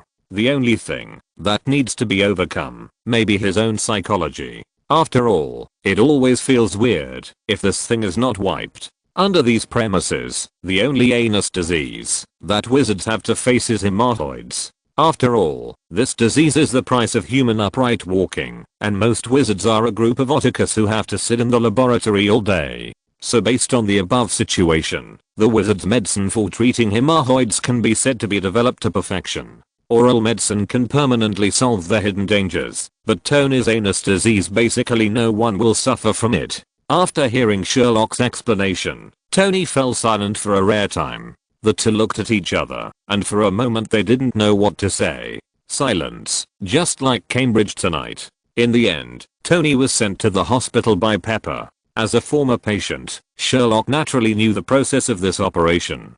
Based on the principle of watching the fun, Sherlock followed with a smile on the pretext of accompanying him. Although Tony was 100 times reluctant, he always felt that Sherlock, this bastard, had bad intentions and seemed to want to see his fun. Of course, as one of the richest people in the world, Tony would naturally not queue up for surgery like ordinary people. With the money opening the way, it was natural that he would receive VIP treatment throughout the whole process, and even the ward was a special care ward that Sherlock had never seen. If that guy hadn't said it, Sherlock would even think that this was a luxury apartment instead of a ward. In response to this, Sherlock could only curse a shameless capitalist in his heart, while enjoying the soft big sofa in the ward and the accompanying fruits and drinks with peace of mind. The ward was already oversized, so the doctor naturally had to be oversized as well. The inhumane Tony didn't care what kind of doctor it was, and immediately decided to ask the best doctor in the hospital, the doctor with the steadiest hands, to perform the operation on him. Although Pepper tried to stop him in every way, it didn't stop Tony from going crazy, and in the end he could only sigh helplessly and let it go. After all, this thing was considered a minor operation, and it was an infection operation, which did not require a sterile environment, and was not fatal, so Tony's idea was followed. After all, as a genius or a rich man, there are more or less some quirks, and the hospital is not surprised. Of course, apart from these requirements, Tony also required that everyone who came into contact with him throughout the process needed to sign a confidentiality agreement and not disclose the news of his operation to anyone. Even if Tony didn't say it, the hospital would have solved this problem. Now it's nothing more than Tony's confidentiality agreement being a little stricter. As a hospital that has seen a lot of ups and downs, it naturally agreed. After finishing everything, Tony entered the examination phase. Unlike Sherlock before he crossed over, Sherlock had to run up and down for the examination by himself with his painful buttocks. But with Tony's money, all the examinations were completed in the ward. Of course, all the necessary steps were taken, and skin preparation and GC were also not missing. How embarrassed Sherlock was when he went through all this, how happy Sherlock was now. Especially after the guanchang, Tony ran to the bathroom and emptied his stomach while howling, which made Sherlock laugh so hard that he almost fainted on the sofa. Of course, this was not the most shocking thing for Sherlock. What really made Sherlock speechless was Tony's money ability. With the blessing of money ability, Tony did arrange the best doctor in the hospital, and Sherlock knew this doctor. Stephen Strange. Damn, aren't you a neurosurgeon? Damn Tony, this belongs to the inner rectal department. Chapter 169. Stephen, the lay Buddhist. Let's go back a little bit in time. When Tony had just been admitted to the hospital for examination, the sun was hanging high in the sky. It was the time for everyone to take a lunch break. Stephen Strange, who had just completed a major operation, was no exception. As the best surgeon, Stephen Strange did not have any so-called medical ethics or ideals of a doctor. He was arrogant and only regarded this operation as a capital to show off his skills and a means of making money. Unfortunately, Stephen Strange was still very professional. Although he did not love the medical industry, he also enjoyed the sense of accomplishment after completing every super difficult operation. Despite this, it was difficult to hide the fatigue after just experiencing a super difficult operation. After a simple bite of food, Stephen Strange was ready to return to his exclusive luxury lounge for a small lunch break. It was said to be luxurious, but in fact it was just a single room. Thanks to his superb surgical skills, he got such special treatment. But this time, Stephen Strange had just laid down and had no time to close his eyes when someone knocked on the door of the lounge. He stood up helplessly and opened the door with an impatient look. The person who came was Christine Parr, Stephen's lover in the original Stephen Strange movie. But now the two of them just have a good impression of each other and have not taken the step of becoming lovers. Seeing that the person who came was Christine, Stephen's face looked better and he greeted Christine with a pleasant face. The two of them talked back and forth and almost made an appointment to have dinner after work in a short time. Stephen's humorous words made Christine laugh continuously, and she almost forgot the purpose of coming to find Stephen. After a while, Christine finally reacted. Under the teasing of her companions, Christine's face turned red in an instant. She threw Stephen a sentence, "The dean is looking for you," and hurriedly left the door of Stephen's lounge with her medical records. After Christine left, the smile on Stephen's face disappeared in an instant. He rubbed his temples with a headache.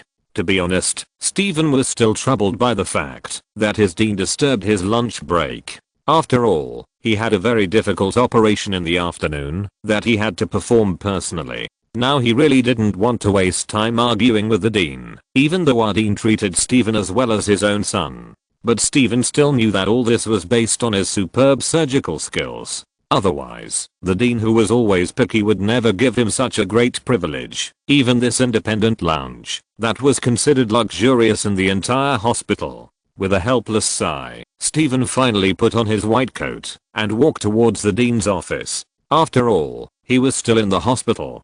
Before Stephen could replace the dean himself, or his skills far surpassed all the surgeons in the world, he had to bow his head. He knocked gently on the door of the dean's office. After hearing a hoarse voice coming in from inside, Stephen pushed open the door of the dean's office. After the usual courtesy, Yuan Zhao asked Stephen to sit across from his desk. Without saying anything, he directly handed Stephen a confidentiality agreement. As one of the most skilled doctors in the hospital, Stephen was naturally not surprised. He had signed this thing countless times since he started working. Even in Stephen's opinion, those rich people seemed to have a strange hobby of loving to commit suicide and not wanting the outside world to know. He signed his name with a stroke of the pen. Seeing that Stephen had signed the confidentiality agreement, the dean smiled and told Stephen who the subject of this operation was.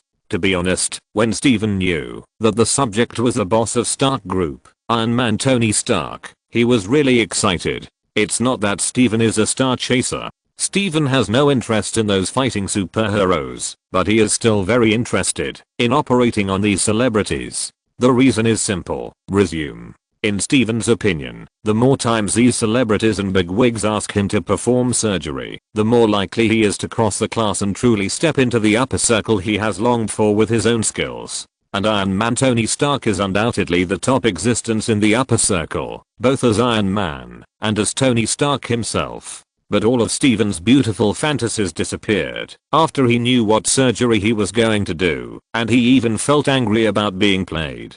Staring fiercely at the dean sitting opposite the old god, Stephen has never felt like a clown, like he is now. "Excuse me, dear dean, you should know that I'm a neurosurgeon, not a proctologist, and such an infection surgery, let alone a proctologist, even an intern who graduated from a medical school can easily complete it.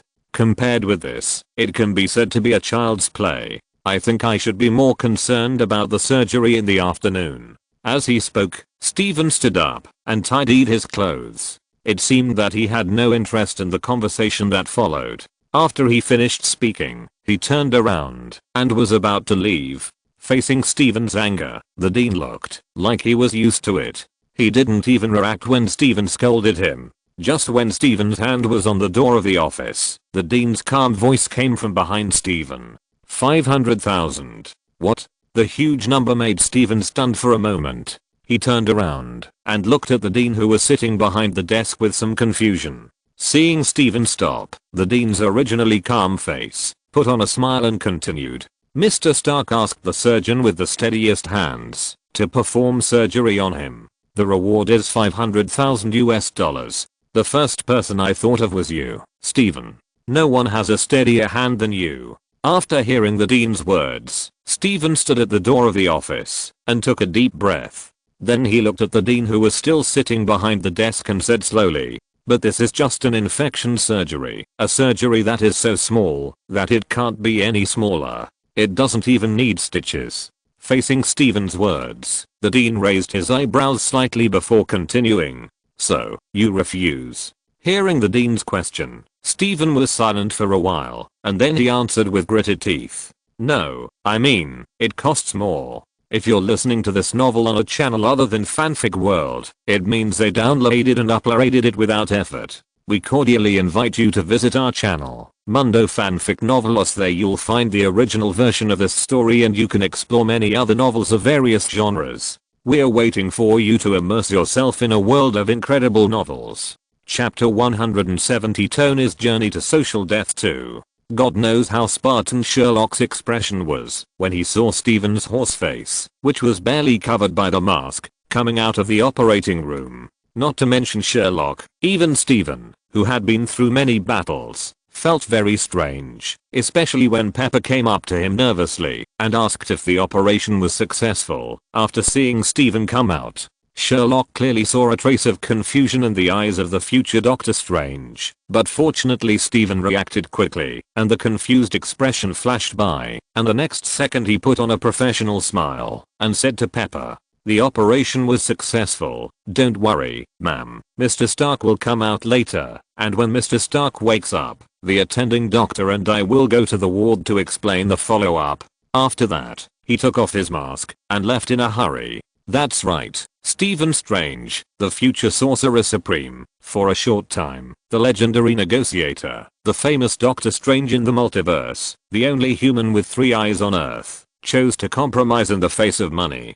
The dean paid a whopping 1 million yuan to have a neurosurgeon with the most steady hands perform an rectal surgery. Although Stephen himself agreed to the surgery, after all, in his opinion, it was a pure money-making act, and anyone who didn't do it was a fool. It was just a little bit strange. Not only did Stephen feel a little strange, even Sherlock felt extremely strange, until Stephen's figure disappeared at the corner of the operating room. Sherlock was a little bit unsettled. My goodness, Stephen Strange performed an operation on Tony Stark, and it was an rectal operation? The future Doctor Strange, under the temptation of money, performed an operation on Iron Man? For some reason, Sherlock always felt that this matter was as outrageous as Tang Seng, with his tattoos and tendon muscles, holding 2 drums and golden hammers, and taking Beiji and Shaseng to Lingshan to snatch the scriptures and rescue the suppressed Wukong. Shit, this is not the reason why Tony thought he was going to snap his fingers when Stephen clearly raised a finger to tell Tony to fly up in Avengers 4.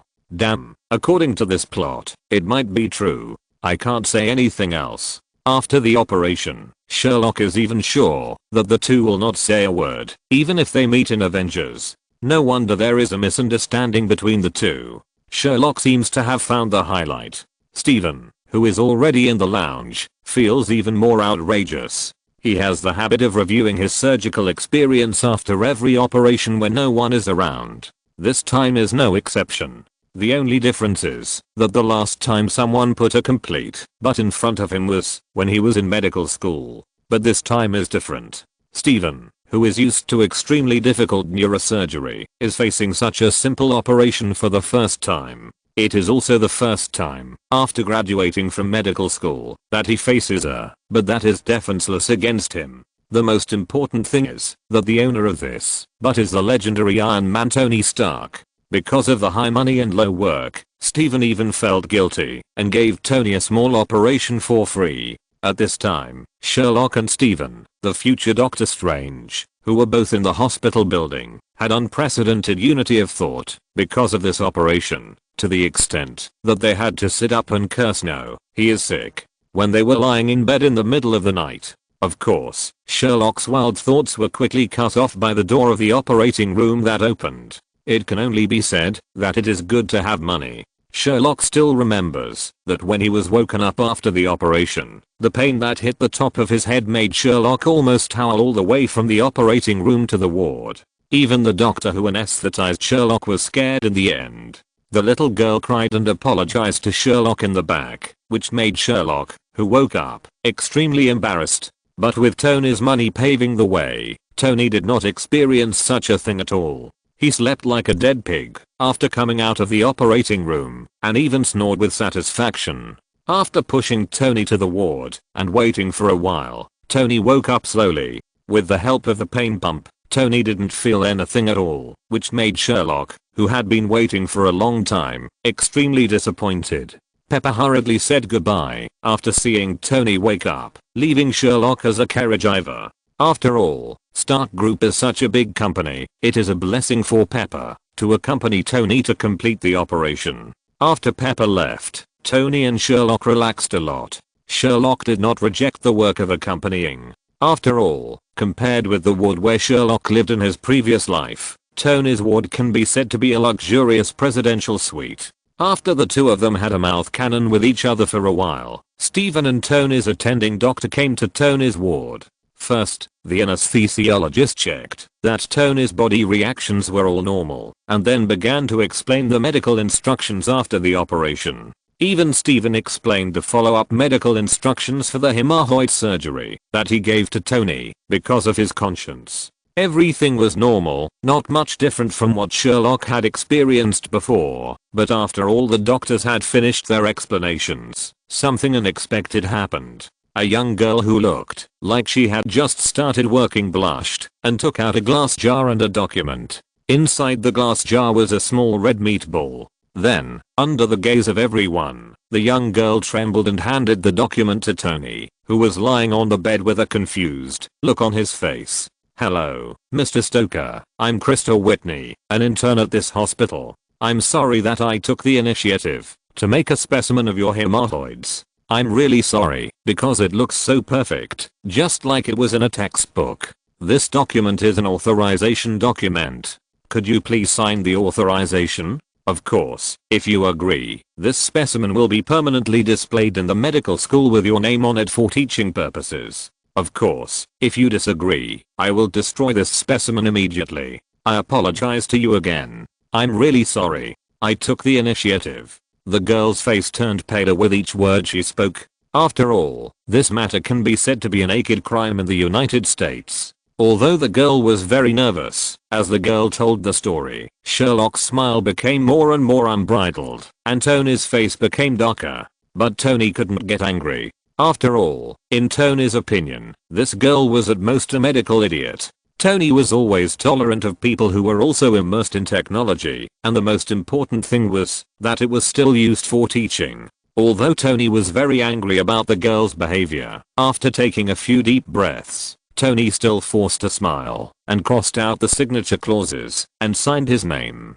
Of course, after everyone left, he was still mercilessly ridiculed by Sherlock. After all, in Sherlock's opinion, this matter was even more socially dead than his own. "How did you say that?" This was almost the same as pooping in public on the street. Fortunately, Tony could hold it in. Chapter 171, Tony's Journey to Social Death 3. Just like the patients who got an erectile disease for the first time didn't know what to face next, Tony was also a person who had already reached the limit of social death after surgery. After all, you know, not everyone can accept the feeling of lying on the bed with their legs spread out facing countless doctors and nurses. That's why Tony chose general anesthesia. Otherwise, Tony, who was awake, really couldn't guarantee whether he could accept such an operation. But in fact, the completion of the operation was just the beginning of social death. Sherlock didn't tell Tony, but just looked at him with ill intentions. No matter how yin and yang Tony was, Sherlock was smiling and watching the show.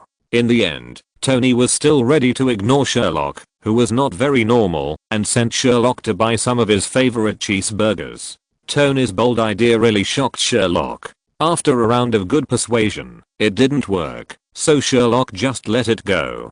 He smiled and acted as a takeaway, and then calmly sat on the sofa playing with his mobile phone and waiting to watch the show. As expected, Tony's retribution came near dusk. Listening to Tony's screams while squatting in the toilet, Sherlock laughed like a maggot on the sofa. Just when Tony thought this was the limit, life once again gave Tony a heavy hammer. The dressing change process the next morning completely broke Tony's beautiful fantasy. The next morning, when Sherlock was eating in front of Tony and Tony could only smell the smell with a dark face, the doctor and the nurse came in with a cart. Knowing what was about to happen, Sherlock smiled and took his breakfast out of the ward and squatted in the corner, eating and looking forward to something.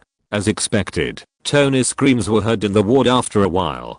Sherlock smiled with satisfaction. It was not until the doctor and the nurse left the ward that Sherlock walked into the ward with a smile, carrying breakfast. When Sherlock walked into the ward, Tony had already returned to a supine position, but the cold sweat on his face and the pale complexion showed that Tony's scream just now was not an illusion. In the end, Tony couldn't stand such social death and pain, and began to negotiate with Sherlock again. Sherlock, who had mastered the core technology, was naturally not polite. He opened his mouth like a lion. The final result was that Sherlock helped Tony recover quickly when he got the EVA 2 machine. Sherlock took out the white moss essence and the potion for treating hemorrhoids, but because Tony had undergone a muggle operation, Sherlock didn't dare to give Tony the potion directly. After all, no one knew whether recovering too quickly would leave any strange sequelae. Therefore, after explaining the situation to Tony, he could only dilute the potion 100 times and give it to Tony under Tony's disappointed eyes.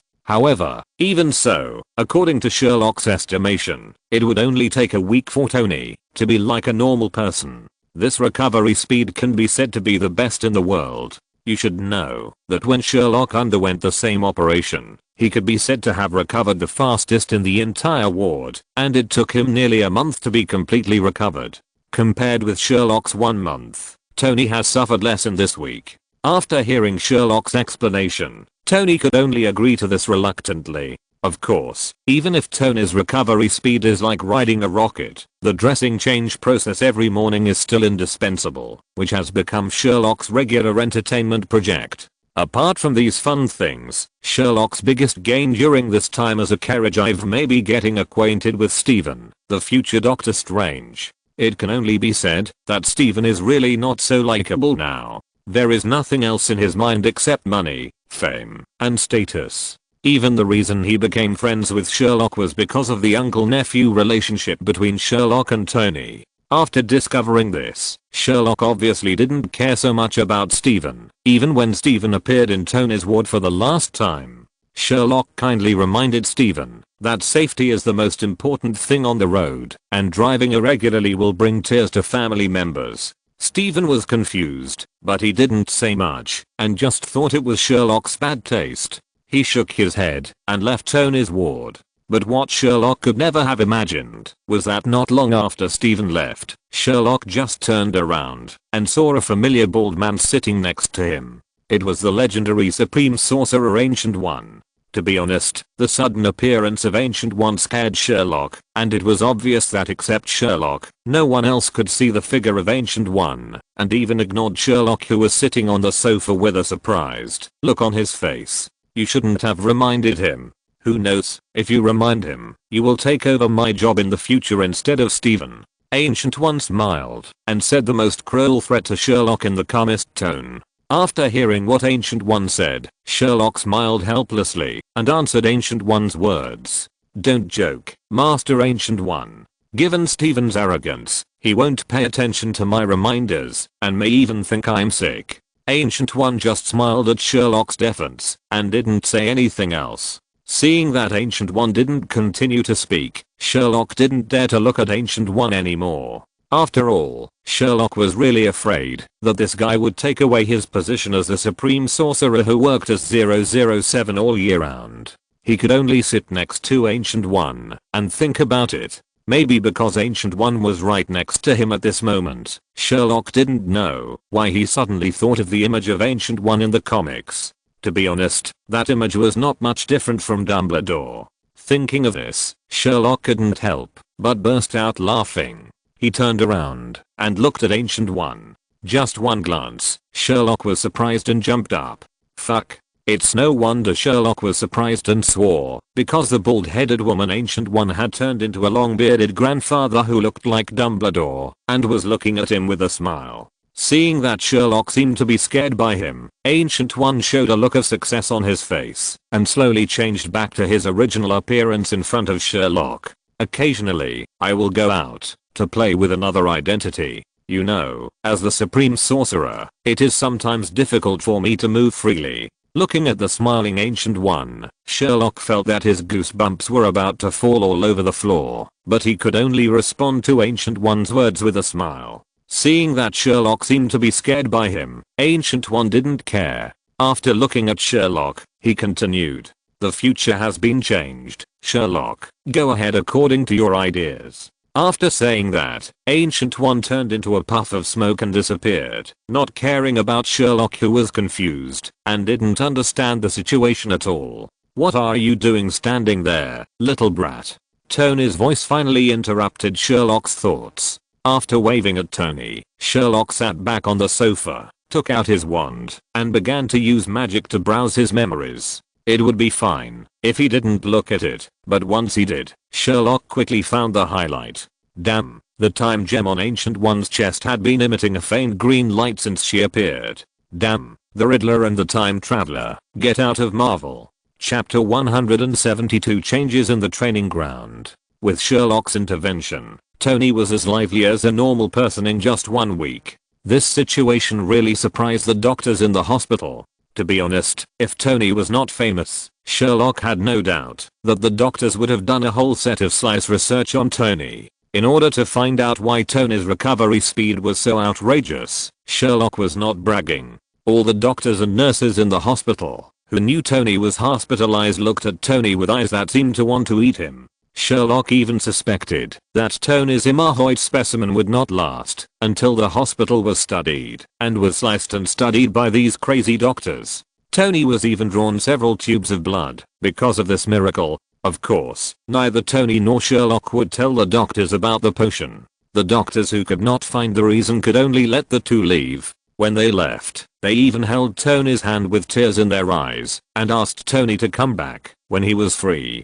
Tony didn't know how to react and could only smile awkwardly at the group of lovely doctors. Tony, who had recovered his health, did not forget his promise to Sherlock and began to run between his villa and Sherlock's training ground. The final result was that with the help of Tony, Sherlock's training ground ushered in a radical transformation. The first was the floating base of the Red House that Sherlock brought back. With the help of Tony, the entire floating base really became the appearance of the Damocles Tower of the second prince in Code Geass. Even the garden, where Nannerly was at the top of the anim, was restored by Tony, a perfectionist. Then, Tony promised Sherlock that the Lancelot mecha that matched the tower was also made by Tony, using the armor of the Gundam Unicorn that helped Black Widow. Although it can't be like in the cartoon, where people operate the mecha in the cockpit, that is similar to a backpack behind the mecha, but at least the appearance is exactly the same. After all, it is modified from the steel armor, and Sherlock can't ask for too much, right? However, perfectionist Tony still stuffed various functions into the cockpit that was similar to a backpack, turning the backpack into a multifunctional support system instead of just for viewing. Not only that, Tony even arranged an intelligence system and a voice control system for the mecha. After these two systems were arranged, the large-scale Lancelot mecha that originally belonged to Sherlock became the favorite toy of the Talalita in the training ground. Now in the training ground, you can always see the Talalita sitting on the cockpit of Lancelot to supervise the training, or sitting in the arms of the mecha on each side. The Talalita completely used the Lancelot mecha as a ride, which made Sherlock anxious and worried, but he had no way to do it. After all, the Talalita had privileges with Sherlock's 5 uncles. If Sherlock really went to grab the mecha with them, he would probably be severely punished by his 5 uncles on the grounds of grabbing toys from children. Sherlock's embarrassing appearance successfully made Tony happy, and the depression in his heart that was cheated by Sherlock gradually dissipated. After all, nothing can be more interesting than making Sherlock uncomfortable, right? Fortunately, the appearance of Unit 01 and Unit 02 successfully soothed Sherlock's injured heart. Because of their appearance, Unit 01 and Unit 02 could not be driven at all, and they were completely robots. With Tony's artificial intelligence system, Sherlock gained 2 intelligent butlers with the appearance of Unit 01 and Unit 02. The appearance of Unit 01 and Unit 02 successfully caused a group of 2-dimensional people to revel, and with the presence of the Lancelot Meteor and the Tower of Damocles in the training ground, Sherlock's training ground actually welcomed a group of 2-dimensional people to check in, and Sherlock was surprised to find that the consumption level of these 2-dimensional people was indeed not low. Unit 01 and Unit 02 occasionally appear behind the cashier counter of the gun store as cashiers, but the Lancelot Meteor and the Damocles Tower can only be seen in the training ground. And this group of 2D people are willing to enter the training ground at their own expense to train, in order to see Sherlock's 2 large figures up close, just to see these 2 things a little more. The most important thing is that the training results of this group of 2D people are really not low, which really gave everyone in the training ground a little shock from the 2D world. Of course, the most popular one is the burning machine that Tony transformed into a gun maintenance and ammunition sales machine. Since Sherlock put that thing in the shooting range, the whole training ground has been boiling, and even under the situation of human to human spread, the reputation of the burning machine has even resounded throughout New York. Although they were not interested in firearms, countless people still drove thousands of miles to buy firearms in Sherlock's store and feel the teasing of the burning machine when they tried the guns at the shooting range. And those guys who were originally students in the shooting range were even more excessive. They tried all kinds of ways to tease Sherlock's burning machine and even delayed the training a little. In the end, Sherlock was really afraid that someone would awaken some unspeakable fetishes, so he pulled Tony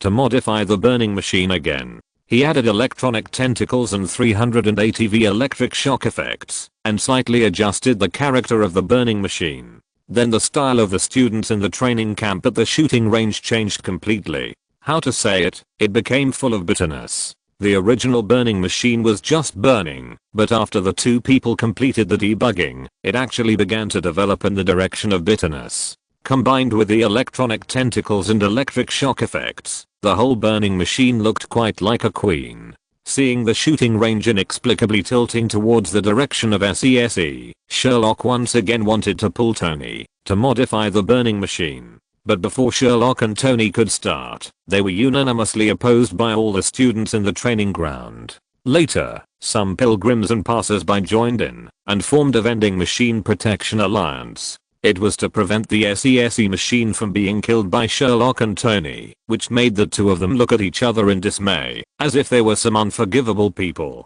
So you are all a bunch of perverts, right? Looking at the group of excited students, Sherlock and Tony were both speechless. How do you say that? It's always because it's not perverted enough that it doesn't fit in with you perverts. In the end, under the efforts of this group of students, the 2 gave up the idea of changing the machine. The SESE machine is a SESE machine. Anyway, the original burning machine is not much better. Of course, for the protection of minors, Mindy and Lorna were forbidden to enter the 500-meter range around the shooting range. Sherlock did not change the machine in exchange for everyone supervising the 2 little girls to never approach the shooting range. After all, Sherlock was really worried that the 2 little girls were already crooked enough, and if they were led further astray by the machine, Sherlock would really have nowhere to cry. Chapter 173 Daily Things 1. After finishing the training ground, Tony left Sherlock's house and went home. Time passed like a white horse, and 3 months passed in a flash. If Sherlock were to summarize these 3 months, there would be only 2 words: boring. After all, life is not a movie. Although Marvel movies are one after another, and major events are one after another, which makes people excited, the time between each major event is actually very long. Especially between one stage and another, the time is calculated in years. Otherwise, ordinary civilians simply cannot survive. Ordinary people living in the Marvel world are already considered a high-risk job with a high degree of danger. Of course, as a fun person, although life is boring, you always have to learn to find fun yourself, right? Sherlock really found two fun things in his boring life. One is Anna, Sherlock's first love with Anne Hathaway's face. Although after the filter was broken, the two quickly changed from the budding state of love that they admired each other to a relationship of bad friends who would definitely fight each other whenever they contacted. But this did not stop Sherlock from having fun with Anna. Just like on an ordinary weekend, Anna received a huge box from Sherlock. After seeing the items in the box, Anna's face almost turned green. Sherlock was looking at more than 10 60-second voice messages on his phone with a smile, and his smile was extremely bad. It is definitely impossible to listen to it, and the phone is also blocked. Feel the incompetence and rage, Anna. As for what Sherlock mailed to make Anna break the defense, in fact, it is very simple. Sherlock just made the equipment of Anne Hathaway's Catwoman in The Dark Knight and gave it to Anna. That tights can be said to be the most advanced bulletproof material at present. It can guarantee direct immunity to pistol bullets. Even full power rifle bullets have a certain defensibility. Catwoman's belt was also imitated by Sherlock and Jarvis. Every part on it is real and usable. He even made a rope gun with a range of about 50 meters and hung it on the belt. With the belts of the Black Widows in the Red Room as a blueprint, Jarvis didn't even need Tony to do anything. The only thing that Tony needed to do was Catwoman's glasses, but Tony only needed to authorize Jarvis to give a similar artificial intelligence. All these were fine for Anna. What really broke Anna's defense was what Sherlock added to this Catwoman suit out of his own bad taste, a long furry cat tail. Of course, this tail is not just good looking, it has practical uses. First of all, this tail can help the user stabilize the center of gravity. Whether it is running or jumping, or even doing some difficult movements, this tail can help the user maintain the center of gravity. Not only that, this tail can even be used as a weapon in battle.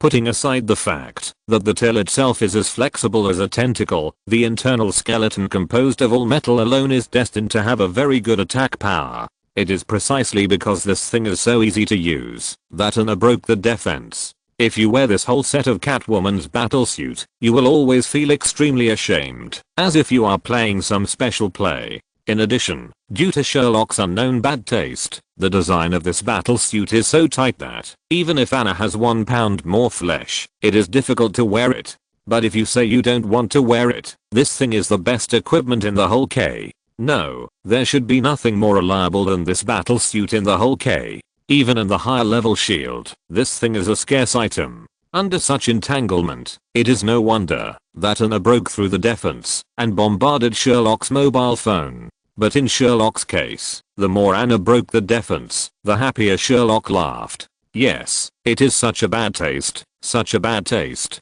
Even because of the overly bad smile on his face, everyone in the training ground became highly alert to Sherlock. After all, after a long period of contact, Sherlock can be said to have become a person who is despised and abandoned in the training ground. Almost the entire training ground, from the new Black Widows to the two-dimensional people who came here for the pilgrimage, all knew that Sherlock had an extremely bad personality and was particularly fond of playing pranks. That set of burning and astringent machines was the best proof. Damn, if he wasn't a pervert, how could he have such a perverted machine? No one would believe it if he told anyone. On the other hand, Sherlock, who had no idea that his reputation had been almost ruined by that burning and astringent machine, quickly found another fun thing after teasing Anna. That was the comic exhibition. It can only be said that, as long as a child is a child, they will like anime very much, no matter how perverted the child is. That's right, Sherlock took his two little Lolita to the comic exhibition. Sherlock himself put on the steel armor in the shape of Lancelot, dressed the two little Lolita as Asuka and Shinji Ikari, and went to the comic exhibition with two robots, Unit 01 and Unit 02. You can't say that guy was a sensation. Looking at the entire comic exhibition, there was no cosplay as authentic as Sherlock's family. In the end, even the organizer was shocked. Not only did they waive the ticket price, but they also invited Sherlock and two little girls to bring their Unit 01 and Unit 02 to a fashion show. It would not have been a big deal if they didn't leave. They were just surrounded by people taking pictures. After the fashion show, it was really out of control. Sherlock received almost a pound of business cards alone, and there were countless invitations.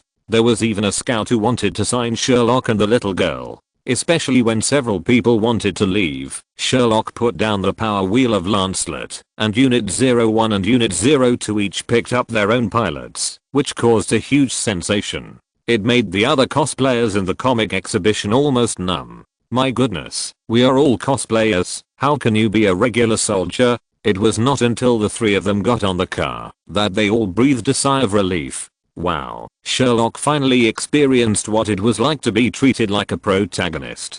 That guy, the Flash, was more exaggerated than the red carpet at the Oscars. If it weren't for the fact that he was protected by a mecha that looked like a real thing, and the two robots of Unit 01 and Unit 02 didn't look like they were easy to mess with, Sherlock even doubted whether he and the two little girls could walk out of the comic exhibition safely.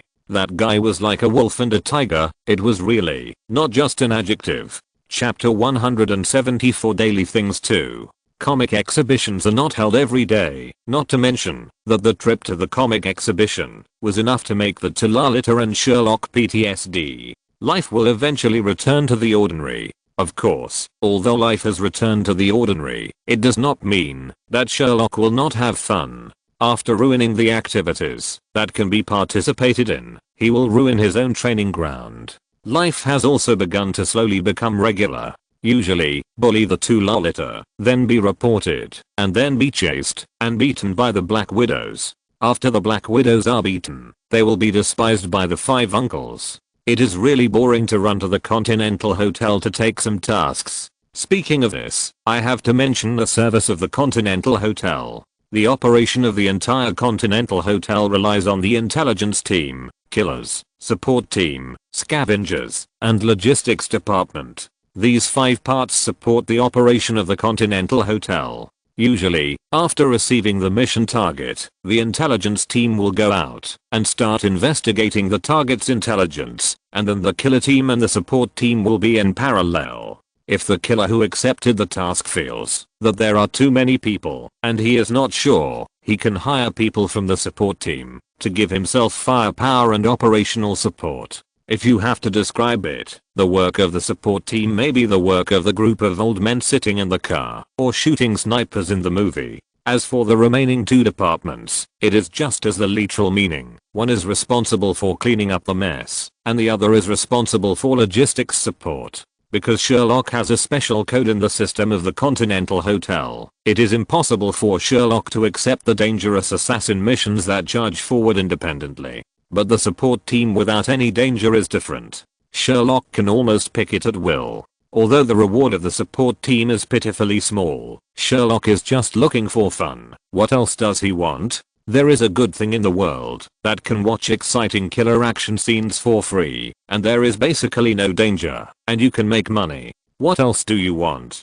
Sherlock almost treats this thing as a movie. It's true that each killer has a different style. Sherlock can say that he is very satisfied with it. At the same time, he was quite dissatisfied with John Wick for not telling him that there was such a fun position in the Continental Hotel.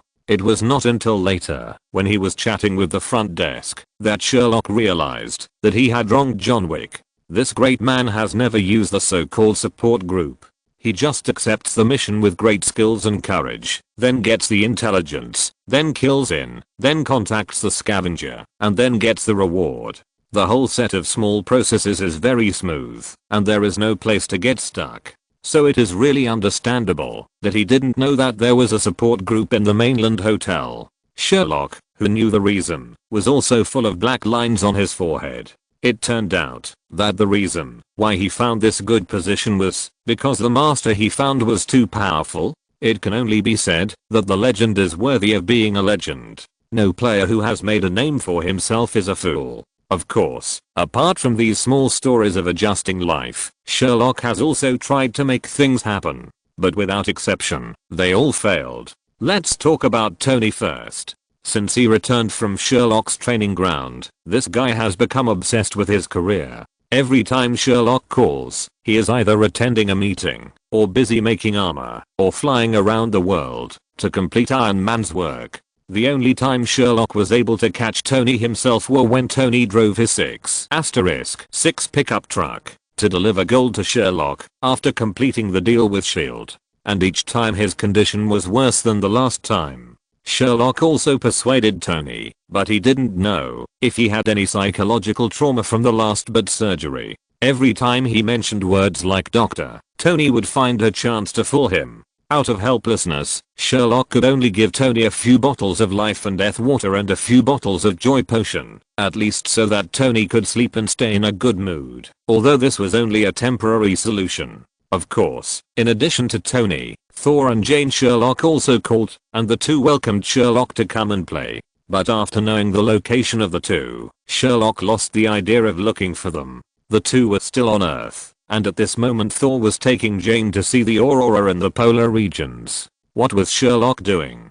Eating dog food. And even if he really wanted to eat dog food, Sherlock had not forgotten what happened not long ago. I don't know why Sherlock always felt that nothing good happened when he was with Thor. Putting aside these two people who share the same taste as him, Sherlock did not let go of Black Widow and Hawkeye. Black Widow and Hawkeye welcomed Sherlock to carry out the mission of S.H.I.E.L.D. with them, but Sherlock, who did not want to be associated with S.H.I.E.L.D. at all, decisively refused. It is worth mentioning that thanks to Sherlock's extreme operation in the Red House incident, Black Widow, Hawkeye and Captain jointly reported and confirmed that Sherlock was not the wizard in the New York War. Although Harry Luden always felt that something was wrong, since the three of them witnessed the two appearing at the same time, Harry Luden just let it go. Another thing is Hawkeye. Unlike other people who regard flying brooms as collectibles, Hawkeye really uses flying brooms in his own battles. He even modified the flying broom without destroying the main body, and added a quick release fixing device, so that he would carry it on his back whenever he was on a mission. Hawkeye, who carries a broom and quiver and holds a bow and arrow in his hand, may look a little hard to describe, but his combat effectiveness has been improved. At least he doesn't have to hitchhike with others. Moreover, the flexible characteristics of the flying broom also fit well with Hawkeye's combat characteristics. The combined effectiveness of the two is definitely greater than the sum of the two. To be honest, after learning about this, Sherlock was still a little happy. After all, there are not many honest people like Hawkeye, and Hawkeye is still an ordinary person. If I remember correctly, Hawkeye also faced hearing damage in the later period. Sherlock felt that he could use this to pit this honest man again. Of course, there are players who are willing to answer the phone, and there are naturally players who are unwilling to answer the phone. Yes, this player is Mr. Captain. For some reason, every time Sherlock called the captain either pretended not to hear it, or looked like a scumbag who had read but not replied. The few times he answered the phone, he also looked like he wanted to hang up the phone quickly. His attitude was so much like that of a cheating scumbag that Sherlock even began to suspect that the captain had a dog outside. Chapter 175 The Captain's Guilt. The captain, a good man, looked like a scumbag who was about to abandon his wife and children, which naturally aroused Sherlock's great interest. In the end, Sherlock couldn't help his curiosity and began to question Hawkeye, the only honest man in the team. In the end, Sherlock got the reason why the captain became like this from Hawkeye, which was also very funny. Sherlock's flying broom caused an uproar in SHIELD as soon as it appeared, especially after Hawkeye openly listed Sherlock's flying broom as his regular equipment. Not to mention the Hydra hidden in SHIELD. Even Black Egg himself was full of interest in this flying broom. But it was a fantasy to take this thing back from Hawkeye for a search. Hawkeye, who had been in SHIELD for so long, naturally had his own way to deal with such a situation. Every time he talked about this matter, Hawkeye was either on a mission or on vacation, and didn't give SHIELD any chance at all. As the saying goes, the more you can't get it, the more you will be agitated. Gradually, the speculation about the flying broom began to become more and more outrageous. Theories like the flying broom's principle is to use space distortion to operate began to spread in the science department of the S.H.I.E.L.D., and it became stronger and stronger. So you may not understand why this group of scientists are so enthusiastic, because according to their guess, this so-called basic law of space distortion operation has a very famous name, called the curvature engine. Seeing that internal public opinion was rising, but Hawkeye was still unwilling to hand in the flying broom, finally the good old captain took action and lent his flying broom to Black Sauce Egg for a search. Note that it is borrowed. After all, according to the captain's words, his fighting style is really not suitable for this flying broom. Just thinking about the picture of the captain riding a flying broom and holding a shield to charge at the enemy can make people feel goosebumps all over their bodies. If this picture is released, it is estimated that the captain will collapse in minutes. Therefore, there is actually no psychological burden for the captain to borrow his flying broom to his friend Hawkeye to rescue him. But the captain obviously underestimated the bottom line of S.H.I.E.L.D. or Hydra, and the scientists of Hydra and S.H.I.E.L.D. also obviously underestimated the anti-theft level of the magic broom manufacturing company, and the story began to develop in an uncontrollable direction. At the beginning, the group of scientists really just wanted to scan it, but the results of more than 10 top scientific instruments were that it was just a well-carved stick with some brass parts and some unusually neatly trimmed branches. In summary, it was a beautifully crafted, ordinary broom. After asking the captain for instructions on how to use it, the scientists who didn't believe in evil grabbed a researcher and sat on the broom floating in the air to scan it again. This time, the conclusion was that a female animal of the phylum Chordata, class Mammalia, order Primates, family Hominidae, genus Homo, species Homo sapiens, was riding on a well-carved stick floating in the air for unknown reasons, with some brass parts and some unusually neatly trimmed branches. In summary, nothing was studied. In desperation, the group of scientists belonging to Hydra could no longer sit still and privately made a decision to dismantle it. But they obviously underestimated the anti-counterfeiting methods of the Flying Broom Company. You know, everything in the world of Harry Potter is very Buddhist. The only thing that is involuted is this group of flying broom companies. They are always pursuing the highest and fastest, and naturally attach great importance to the confidentiality of their own technology. After this group of scientists disassembled the flying broom, they even used a microscope, but the result was still a stick, a pile of branches, and a few brass parts. Let alone magic, even a mysterious symbol was not found on the flying broom. In desperation, they could only restore it as it was. But the problem also came. Although this group of scientists even restored a small screw to its original state by twisting it a few times, for some reason, the original flying broom has become a most ordinary broom, losing its original magical flying ability. You know, this thing was borrowed by their captain. Hydra shamelessly put the blame on Black Egg. Faced with such a situation, Black Egg was also full of black lines on his forehead. His first reaction was to find someone to repair it. In his cognition, there was only one person who could repair this thing, and that was the mysterious wizard.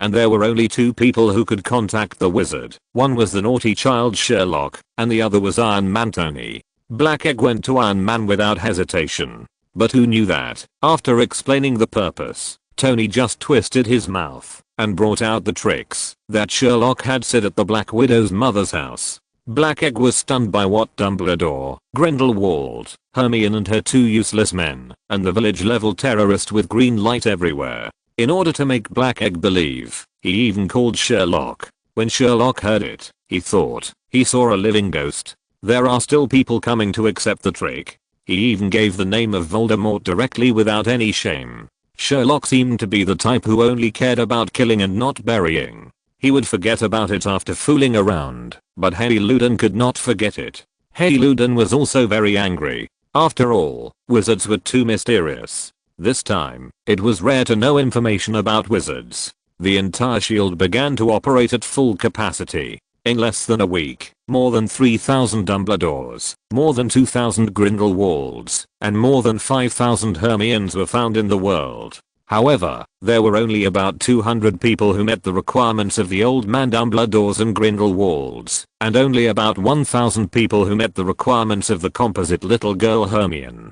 The number of people who met the requirements of Dumbledore and Grindelwald being in love was 0, and the number of people who met the composite little girl with two useless men was also 0. The ruthless S.H.I.E.L.D. began to study the village-level terrorist with green light again. For a while, terrorists all over the world were in trouble, and countless terrorists were eliminated by the ruthless S.H.I.E.L.D. You really don't say it. SHIELD actually found a village-level terrorist codenamed Voldemort. The most important thing is that his name is Tom Marvolo Riddle. That's right, it's the name of the guy without a nose. who likes to say hey, it's a dream connection. Then this unlucky guy was tortured by SHIELD and Hydra, and he almost experienced all the torture methods of mankind from ancient times to the present. The most important thing is that both SHIELD and Hydra kept asking this guy to emit a green light, which made this unlucky guy want to die. Of course, the final result can only be that SHIELD got nothing. The black salted egg finally shamelessly returned the flying broom that had become an ordinary broom to the captain. The captain was already very guilty when he knew that the magic prop that Sherlock spent a lot of money to give him was damaged, especially when he knew that SHIELD had also investigated his fellow wizards, and he felt even more guilty in an instant. Especially knowing that the wizard and Sherlock have a very good relationship, the captain felt guilty about his comrades and friends, so he didn't know how to face Sherlock. That's why he acted like there was a dog outside when facing Sherlock's call. To be honest, when Sherlock learned these things from Hawkeye, the guy couldn't help laughing, especially the unlucky guy with the same name as Voldemort. Sherlock could only give this unlucky guy a 6 with one hand. This guy's really not afraid of death. He dared to give himself such an unlucky nickname as Voldemort. The most important thing is that when thinking of the source of Voldemort's title, Sherlock couldn't help but curl up the corners of his mouth. Good man, are all the village level terrorists so immature now? End of this chapter. Thank you very much for reaching the end. Don't forget to like. Looking for more exclusive content and immediate access? Subscribe to our Patreon. Remember, every like, subscription, or donation encourages us to continue. Thanks to everyone. See you in the next video.